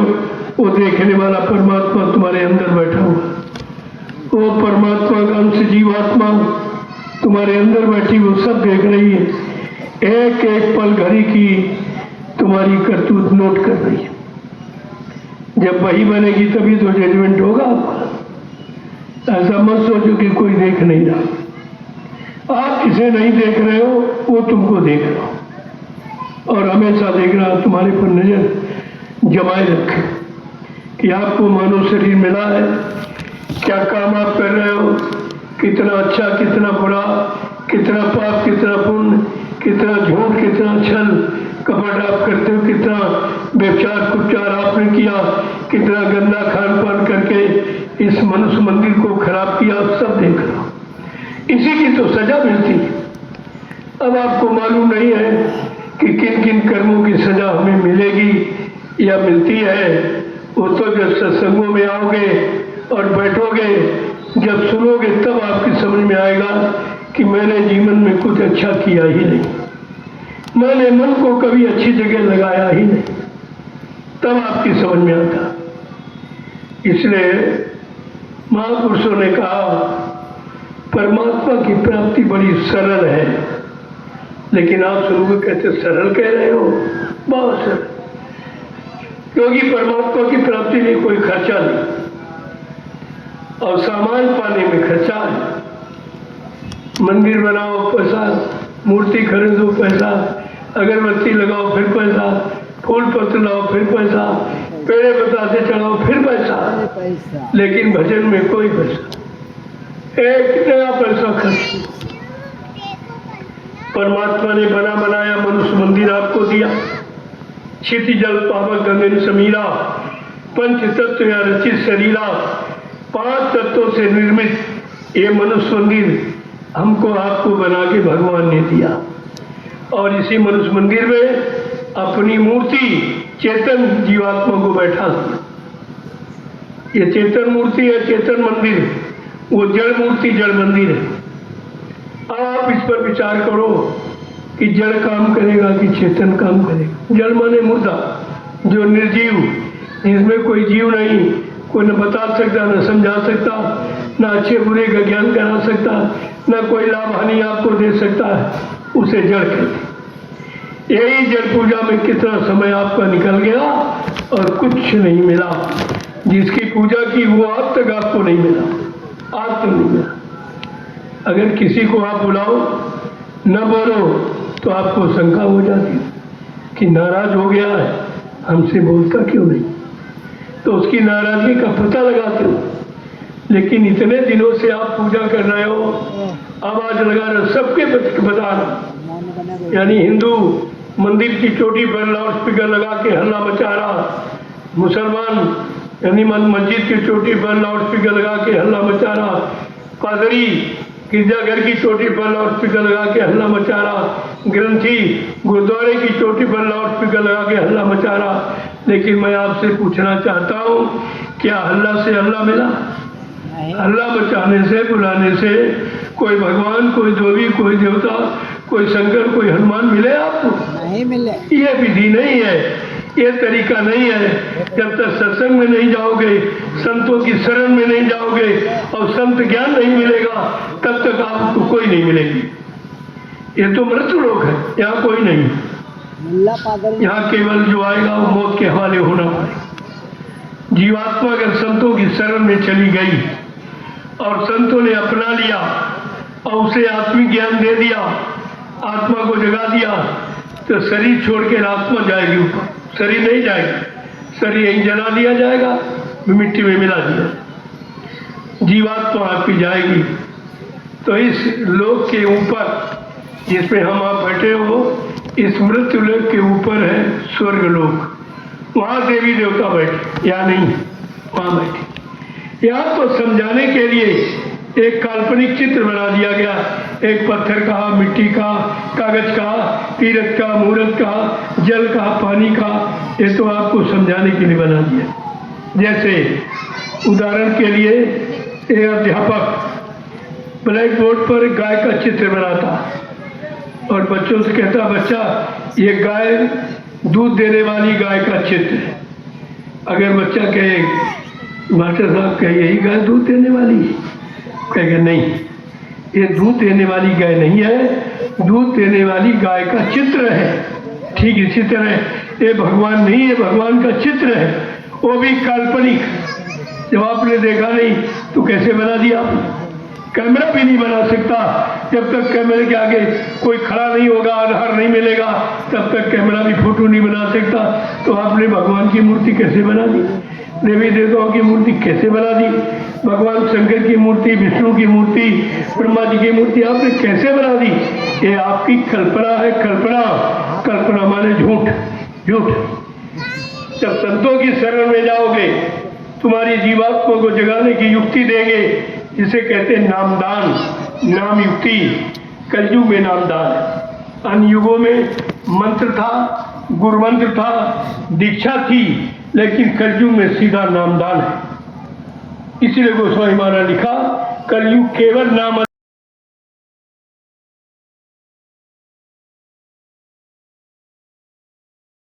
को चिंता हो जाती, ये नाराज क्यों हो गया? उसकी नाराजगी का पता लगाते हो। आपने पता लगाया कि ब्रह्मा जी का दर्शन क्यों नहीं हो रहा, इतनी पूजा पाठ कर रहे, इतना दान दक्षिणा, इतना खिलाते पिलाते, सम्मान करते, लेकिन वो मिले क्यों नहीं? विष्णु भगवान मिले क्यों नहीं? शिव जी मिले क्यों नहीं? हनुमान जी मिले क्यों नहीं? देवी देवता क्यों नहीं मिले? इसका मतलब है या तो वो यहाँ है नहीं, या मिलने की युक्ति आपके पास नहीं। दो में से तो एक कमी है ही। इस कमी को दूर करने के लिए कहते, करिए नित सत्संग, बाधा सगल मिटाए, फिर ऐसा अवसर न मिले, दुर्लभ नर्तन पाए।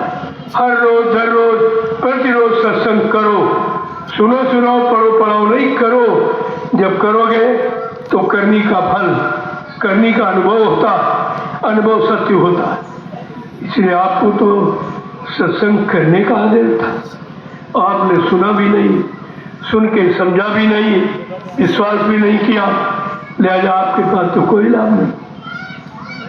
कितना सरल है प्रभु प्राप्ति। संसार में अगर सरल है तो भगवान को पाना क्यों? आज काल से हमें आपको भगवान मिला हुआ है, ये जीवात्मा ये भगवान का अंश है। अंश रूप में हम सबको परमात्मा मिला हुआ, लेकिन ये अंशी को कैसे प्राप्त होगा? उसी के लिए गुरु की आवश्यकता। वो गुरु जो आत्मा का गुरु, आत्मा का जानकार हो, आत्मा को जगाना जानता, परमात्मा से मिलाना जानता है, ऐसे सद्गुरु की आवश्यकता। जय गुरुदेव नाम प्रभु का। प्रेमियों, इसको कहते हैं सत्संग। अब भजन क्या, जरा समझ लो। पार्वती ने पूछा भगवान शंकर से कि भगवान सत्य क्या है? तो शंकर ने क्या कहा? जपो जाए शंकर सतनामा, हो यह हृदय तुरंत विश्राम। जाओ सत्यनाम का जाप करो, तुमको गुरु मिल जाएंगे, वो रास्ता बता देंगे। कितना अधिक सरल है। ये सब जानकारी आपको मिली है, लेकिन आप जल पूजा के आदी हो गए हो, इतने आदी है कि तुमको अच्छी सच्ची बात सुनाई ही नहीं। उसी को दोहराने में रोज दोहराते आप थक गए हो, शरीर तमाम चले गए, लेकिन जिसको दोहराया वो मिला नहीं, आपको एक बार मिला। तो विचार करना चाहिए कि हमारे में कोई खोट है, हमारे में कोई कमी है, तभी नहीं मिला। तो महापुरुषों ने कहा क्या? मन की तरंग मान दो, बस हो गया भजन। तो कितना कोई चीज की आवश्यकता नहीं है। अरे परमात्मा को क्या दोगे? परमात्मा ने तुमको सब कुछ दिया है, क्या उसी का सवाल उसी को लौटा दोगे? मन की तरंग मार दो, बस हो गया भजन। आदत बुरी संभाल लो, बस हो गया भजन। मन चित्त राखो निर्मल, गुरु का नाम जपो हर पल। मन चित्त राखो निर्मल, गुरु नाम जपो हर पल। कहते गुरु जी धार लो, बस हो गया भजन। आदत बुरी संभाल लो, बस हो गया भजन। और क्या कहा? घर गृहस्थी में रहना, निज काम काज करना।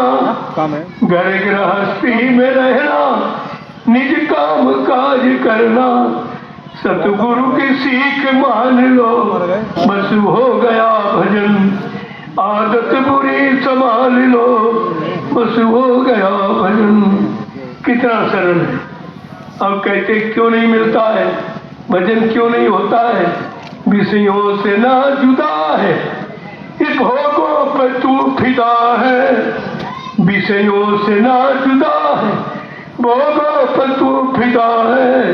इंद्री लगाम थाम लो, बस हो गया भजन। इंद्री लगाम थाम लो, बस हो गया भजन। आदत बुरी संभाल लो, बस हो गया भजन। मन की तरंग मार दो, बस हो गया भजन। जय गुरुदेव नाम प्रभु का। जय गुरुदेव नाम प्रभु। देखो प्रेमियों, कितना सरल है, लेकिन ये आप करेंगे नहीं, क्योंकि मन तुम्हारे बस में है नहीं। कमी इस बात की, आपने कितनी पूजा की, मन बस में हुआ? बड़े बड़े तपस्वियों ने हजारों वर्ष तपस्या की, सिंगी ऋषि पाराणसी अक्षर में डीग गए, उन्होंने भी मन पर कंट्रोल नहीं कर पाया। योगियों ने योग साधना करके भी मन को कंट्रोल नियंत्रण में नहीं रख पाया, और कार्य शक्तियों ने कितना मार काट हिंसा हत्या करके भी मन को कंट्रोल में नहीं कर पाया। तो आप कैसे कर लो? कलयुग का जीव कैसे करे? कलयुग के जीव के लिए संत पधारे हैं, आपको आत्मिक बल देने के लिए, आत्मिक शक्ति प्रदान करने के लिए, लेकिन उनका कहना तो मानो। वो तो सरल से सरल युक्ति आपके लिए बताते हैं। सरल आप कर नहीं पाते हो, कठिन तुम्हारे बस की नहीं, फिर आप कैसे करो? तो इसीलिए प्रेमियों, सत्संग की बहुत जरूरत है, और सत्संग कहीं होता नहीं है। सब अपनी अपनी चर्चा करते हैं, अपनी। गुरु की चर्चा कोई नहीं करना, अपनी चर्चा। हमको बाबा जी वसीयत बना कर गए, हमको उत्तराधिकारी बना गए, एक कह रहा हमको बाबा जी नामदान पावर दे गए, लेकिन गुरु चर्चा कौन करे? वो तो कोई नहीं कर रहा। ये तो दोनों अपनी अपनी चर्चा कर रहे हैं। और आपको चाहिए गुरु चर्चा, सत्संग चर्चा, गुरु ज्ञान चाहिए, गुरु की दया चाहिए। तुम्हारा काम तो उससे होगा, उनकी सुनने से तुम्हारा काम नहीं बनेगा। चलो, उन्होंने इसलिए कहा कि बाबा जी अगर बता दें कि मर गए तो संपत्ति हमको मिल जाएगी मथुरा की, इसलिए कहा। इनको ये नहीं मालूम है ये मथुरा की संपत्ति के हकदार 45 करोड़ है, एक नहीं 45 करोड़। कैसे आप ले लोगे? अभी तुमको पता ही क्या है, वो कैसे लो? वो तो 45 करोड़ जीवों की है संपत्ति, एक की नहीं है। इसलिए संत मत में उत्तराधिकारी बनाया ही नहीं जाता। जरा संत मत का इतिहास पढ़िए, क्या किसी संत ने किसी को उत्तराधिकारी बनाया? नहीं। उन्होंने कहा, साफ साफ बाबा जी ने कहा, मेरी सत्य की व्यवस्था का संचालन कौन करेगा? महाबली एक शासक होगा, धर्म मुकुट सिर पर धारेगा, धरा से देगा पाप हटाए, जय गुरुदेव की वाणी, ये उत्तराधिकारी होगा। ऐसे थोड़ी कह दिया उत्तराधिकारी तुमने मान ली, उत्तराधिकारी इससे मान लिया। अरे भाई, एक ट्रस्ट बना हुआ मथुरा में, जमीन का ट्रस्ट, आश्रम का ट्रस्ट, मंदिर का ट्रस्ट, जितने पैसा वो सब सीट खाजरे वो सब ट्रस्ट में है, वो किसी एक व्यक्ति के नहीं है। लेकिन न तुमको मालूम न उसको मालूम, जो बता रहा आपको उसको भी नहीं पता। मैंने पूछा कि भाई ये बताओ कि बाबा जी तो मथुरा में रहते, आश्रम मथुरा में है, मंदिर मथुरा में, जमीन मथुरा में, क्या बाबा जी वसीयत करने इटावा गए थे? क्या मथुरा में कोर्ट नहीं था? ये सब बताना पड़ेगा आपको। मैं इसीलिए आपको पहले जानकारी दे रहा हूँ, क्या मथुरा में कोर्ट नहीं था? ये जालसाजी, ऐसा कुछ नहीं है, सब झूठ है। ये सब ट्रस्ट है, ट्रस्ट की संपत्ति न कोई खरीद सकता, न कोई बेच सकता, न किसी के व्यक्तिगत नाम हो सकता। ये ट्रस्ट का नियम है। आपको तो पढ़ना चाहिए। इतनी ट्रस्ट बने, इतने मतलब समितियां, संगठन बने हैं, इनके बायलाज आप पढ़िए, नियम सिद्धांत की मतलब यानी कि इन ट्रस्टों का उत्तराधिकारी कौन होता है। अरे जो मेंबर होगा, ये मथुरा वाला ड्राइवर भी मेंबर नहीं ट्रस्ट का, उज्जैन वाला भी मेंबर नहीं है, इसलिए इन पर मुकदमा कर दिया गया कि सिद्ध करो अगर ट्रस्ट का कोई सदस्य है वो कार्यवाहक रूप में जब तक किसी पद की सत्यता जारी नहीं होती वो कार्य कर सकता वो जो उत्तराधिकारी। ये तो कुछ भी नहीं, ये तो कुछ भी नहीं। और वैसे बात, ये संगठन का नियम है कि ड्राइवर कभी संस्था का व्यक्ति नहीं माना जाता, ड्राइवर प्राइवेट नौकर माना जाता। जब चाव रखो जब चाय बदल दो, वो ट्रस्ट का भी नहीं होता। तुमको ये कुछ मालूम नहीं, जैसा हल्ला बचा दिया गया, लोगों ने समझा दिया, आप आखिर अरे कम से कम बायलाज पढ़ो कि ट्रस्ट का बायलाज, ट्रस्ट के नियम सिद्धांत क्या है, कौन इसका अधिकारी हो सकता, किसको ये कार्यभार संभालने का अधिकार मिलेगा, आपको जानकारी करनी चाहिए। मैंने 12 वर्ष में ये सारी सच्चाई खोल के रख दी। अब मानो न मानो ये तुम्हारा काम, ये मेरा काम नहीं है। मेरा काम केवल बताने का, मानना न मानना ये आपका काम है। आगे तो समय आ ही रहा, दूध का दूध पानी का पानी हो जाएगा। आप चिंता क्यों करते? देखते रहिए आप। ये मथुरा ट्रस्ट है, इस पर किसी का अधिकार नहीं हो सकता है, न किसी के नाम हो सकता, न कोई बेच सकता, न इसकी जमीन कोई खरीद सकता। ऐसा ट्रस्ट बना बाबा जी आजीवन अध्यक्ष। आपने पीछे भी बता दिया, तुमको किसी ने बताया नहीं है, इसीलिए आप भूल भ्रम में चले गए। आपको सोचना चाहिए। बाबा जी ने पहले ही बता दिया था कि मेरी सतयुगी व्यवस्था का संचालन कौन करेगा, अध्यक्ष कौन बनेगा।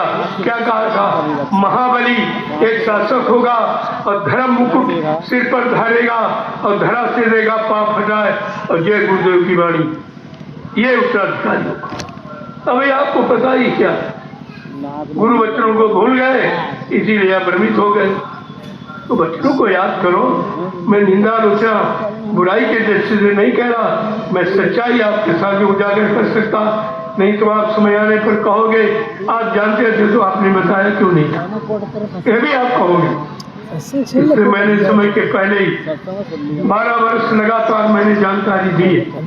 अब मानना न मानना ये आपका काम है, तो तुम्हारा। और कोई चीज हमारी गैर सिद्धांत की नहीं, अपने लिए नहीं, अपने मान सम्मान के लिए नहीं है। जो है वो संगत, ये संगत की चीज है, संगत के नाम होनी चाहिए, संगत को मिलनी चाहिए, संगत को लाभ मिलना चाहिए। एक व्यक्ति इसका लाभ उठाने का अधिकारी नहीं है, ये सिद्धांत कहता है।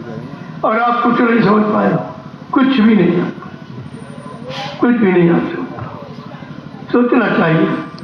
नामदान कौन देता है अभी तो नहीं मालूम। जो 7 जन्म आगे 7 जन्म पीछे जीव के पाप कर्मों को धोना जानता वो नामदान देगा, ऐसे नहीं। ऐसे सन्मुख जीव होए मोए चवही जन्म कोट यज्ञनाशो तवही। बड़ा साफ साफ गोस्वामी महाराज ने लिखा है, जब जीव सदगुरु के सन्मुख होगा, उनकी दया हो जाएगी, तब अनंत जन्मों के पापों का नाश कर देंगे, सफाई कर देंगे, तब नामदान देंगे। ऐसे नामदान नहीं मिलता। अब आपको बताऊंगा, समय कम है तो मैं आया था किसी काम के लिए, फिर कभी मौका मिलेगा 5 दिन का सत्संग, 5 दिन पूरा ठोक के पूरा संदेश दे दूंगा, आपकी सारी शंकाओं का समाधान हो जाए।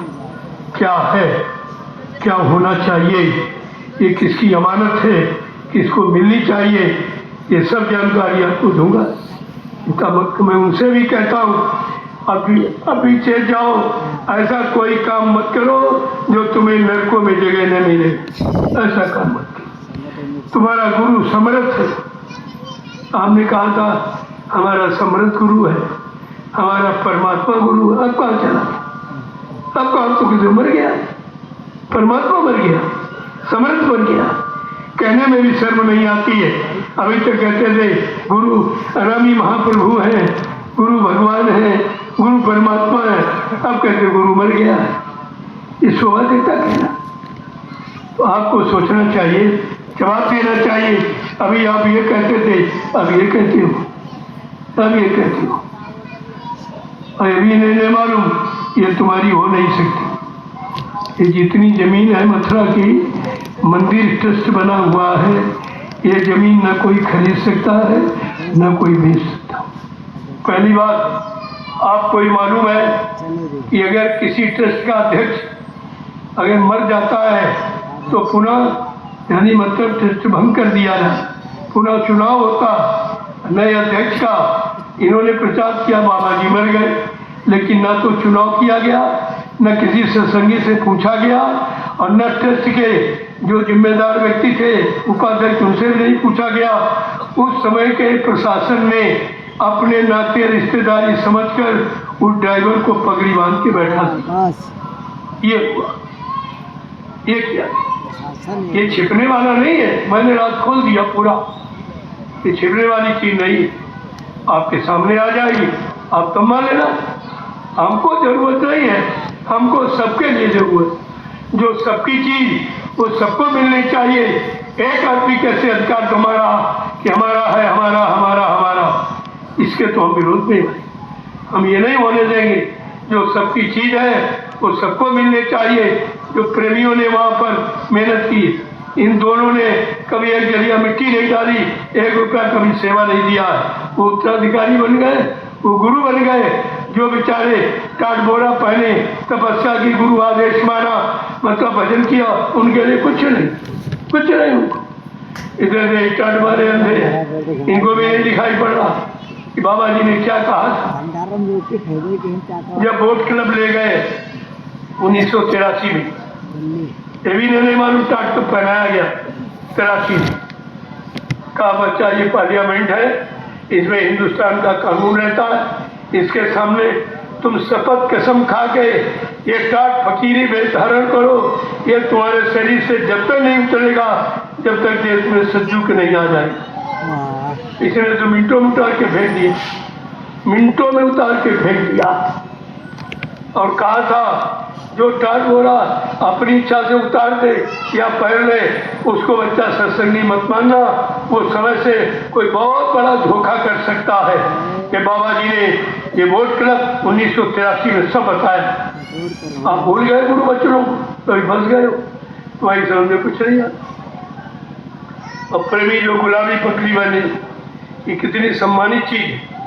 जब गुलाबी पगड़ी बांध के प्रेमी आते, मैं हजारों बार पगड़ी को प्रणाम करता हूँ।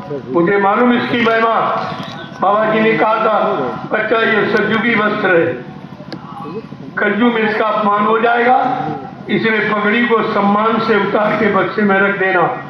समय आने पर मैं पगड़ी की पूजा कराऊंगा, पगड़ी का इतिहास बनाऊंगा, लेकिन आज कलयुग में इसका अपमान हो जाएगा, लिहाजा इसको सम्मान से ही उतार के रख दो। ये कहाँ चला गया आगे? बाबा जी ने तो पगड़ी बंधवाई थी, ये बाबा जी के निकल गए आगे, कुर्ता पैजामा सिलवा दिया। अरे पगड़ी सिर का ताज है, क्या टोपी को जूते की जगह आप रख सकते हो? क्या सम्मान रहेगा कि अपमान होगा?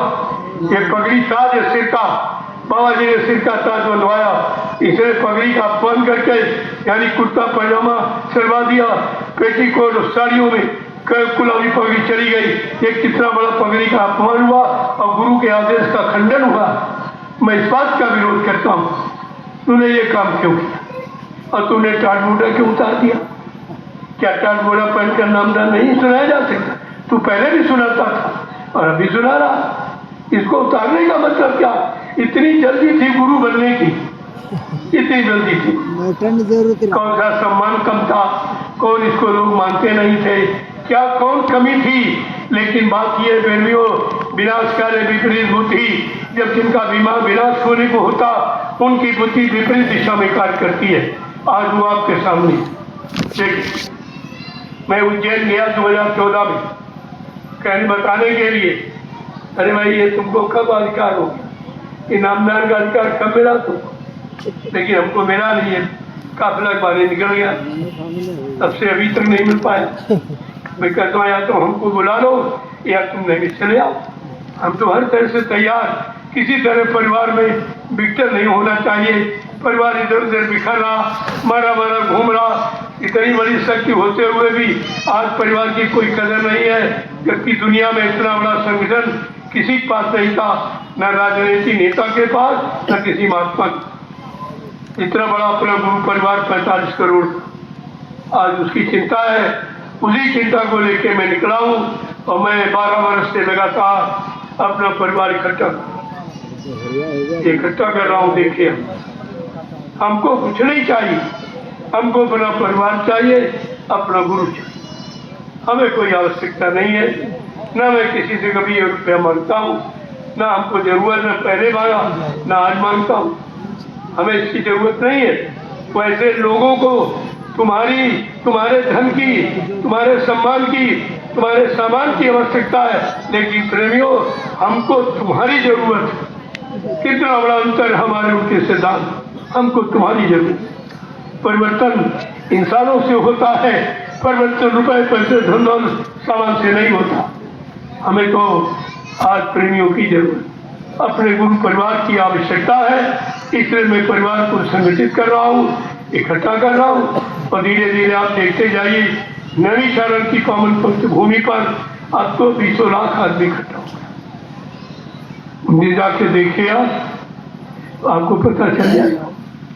मैं अपनी इच्छा से कुछ नहीं करता, तो मुझे आदेश होता है मैं उसी का पालन करता हूँ और आपसे पालन करने की प्रार्थना करता हूँ। जय गुरुदेव नाम प्रभु का, जय गुरुदेव नाम प्रभु का, प्रभु का। अब आप लोग खड़े हो जाओ, खड़े हो जाओ प्रेमियों। तो वो जितनी देर आपको खड़े होने में, बस उतनी देर सज्जू गाने में, मोटी बात नोट करो, उतनी खड़ा करने का मतलब हमारा कुछ और है। अब अच्छे सच्चे काम के लिए, ईमानदार चरित्रवान सच्चे अच्छे समाज की स्थापना के लिए प्रेमियों खड़े होने की जरूरत है। उसकी एक अच्छा सच्चा समाज आ जाए, सबको न्याय सुरक्षा रोजी रोटी मिलने लगे, सब अपना अपना काम करें और सुबह शाम बैठकर भगवान का भजन करें। हमें तो ये कराना, मैं इसके लिए आपसे ये सब कहता हूँ। जय गुरुदेव नाम प्रभु का, जय गुरुदेव नाम प्रभु का, जोर से बोलो, जय गुरुदेव नाम प्रभु का, सब मिल बोलो, जय गुरुदेव नाम प्रभु का, बोलना होगा, जय गुरुदेव नाम प्रभु का, अभी से बोलो, जय गुरुदेव नाम प्रभु का, दुख दर्द हरेंगे, जय गुरुदेव नाम प्रभु का, सब कष्ट मिटेंगे, जय गुरुदेव नाम प्रभु का, सुख शांति भी देंगे, जय गुरुदेव, सबके दाता, जय गुरुदेव, सबके मालिक, जय गुरुदेव, प्रेम से बोले, जय गुरुदेव। ये आपको बोलना। आज तक जितने नाम आए हैं, किसी नाम ने ये वादा नहीं किया कि जब तुम मेरा नाम लोगे मैं तुमको मिलूंगा, मैं तुम्हारी मदद करूं। न सज्जू के हरि नाम का वादा, न त्रेता के राम नाम का वादा, न द्वापर के कृष्ण नाम का वादा। आज कलयुग के जय गुरुदेव प्रभु नाम का वादा है कि जब तुम जय गुरुदेव नाम लोगे मैं तुमको मिलूंगा, मैं तुम्हारी मदद करूंगा। लेकिन सत्य है, आपको शाकाहारी सदाचारी रहना पड़ेगा। ये सत्य, शाकाहारी सदाचार। आज मैं ये शाकाहारी काफिला लेकर निकला, अभी हरिद्वार गया था, इसके तुरंत बाद इधर हरिगढ़, आपका मैनपुरी, फरखाबाद, ये सब कार्यक्रम करता हुआ नैमिषारण्य पहुंचूंगा। 6 नवंबर को शाकाहारी प्रचार प्रसार अभियान दिवस है, जो मैंने 6 नवंबर 1978 से प्रारंभ किया। आज 47 साल पूरे हो गए ये प्रचार करते। याद दिलाने के लिए, जब तक आप शाकाहारी नहीं होगे आपका सुधार नहीं हो सकता, आपकी संभाल नहीं हो सकती, आपकी रक्षा नहीं हो सकती, दुर्घटनाओं का बचाव नहीं हो सकता। ये जब होगा जब आप शाकाहारी हो जाओगे। जय गुरुदेव नाम प्रभु का, जय गुरुदेव नाम प्रभु का। अप्रमी आप महाप्रसाद ले लीजिए। देखो ये भी बात अनोखी एक है, कोई आपको महाप्रसाद नहीं दे सकता। महाप्रसाद बनाना बड़ा कठिन है, कोई नहीं बना। तभी तो लोग कहते हैं प्रसाद खरीद के ले आओ।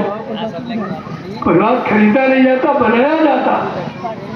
पर यहीं से आपको सच्चाई मिल जाएगी। जहाँ जाते हो उनसे कहो कि बाबा जी तो प्रसाद बना देते थे। आप कहते बाबा जी उत्तराधिकारी बना गए, बाबा जी गुरु बना गए, तो क्या ये नहीं बना, प्रसाद बनाना नहीं सिखा गए? ये पूछो कि प्रसाद बना दीजिए, मैं मान लूंगा आपको। लेकिन ये काम कोई नहीं करता। तभी आपसे कहते हैं प्रसाद दुकान से खरीद लिया। प्रसाद खरीदा नहीं जाता, प्रसाद बनाया जाता। और मैं ये 12 वर्ष से लगातार पूरे हिंदुस्तान में प्रसाद बांट रहा हूँ। उसके बदले में कुछ नहीं, प्रसाद। अब आपको सोचना चाहिए, अगर क्यों से हमदर्दी नहीं तो क्यों और नहीं कोई बांट रहा, कोई प्रधानमंत्री नहीं बांट रहा, मुख्यमंत्री नहीं बांट रहा, क्या इनको तुमसे हमदर्दी है? अगर हमदर्दी हो ऐसी मुसीबत में कुछ न कुछ तो प्रयास करना चाहिए, कोई नहीं करता। ये दया आपको कोई दे नहीं सकता। ये पहली पहचान है कि सत्य कहाँ है तो झूठ कहाँ है, असलियत कहाँ है। तो आप ये प्रसाद ले जाइए, संभाल के रखना। जब कहीं काम कोई तुम्हारा होता न दिखाई दे तो 10 बार जय गुरुदेव नाम प्रभु का लेकर इस प्रसाद का इस्तेमाल करना। लेकिन शाकाहारी होगे तो, शाकाहार नहीं होगे तो नहीं बता, तो हमारी कोई गारंटी नहीं। जय गुरुदेव नाम प्रभु का, नाम प्रभु का। अब ये महाप्रसाद ले लीजिए। देखो उतना कहूँगा जितना आप याद रख सके।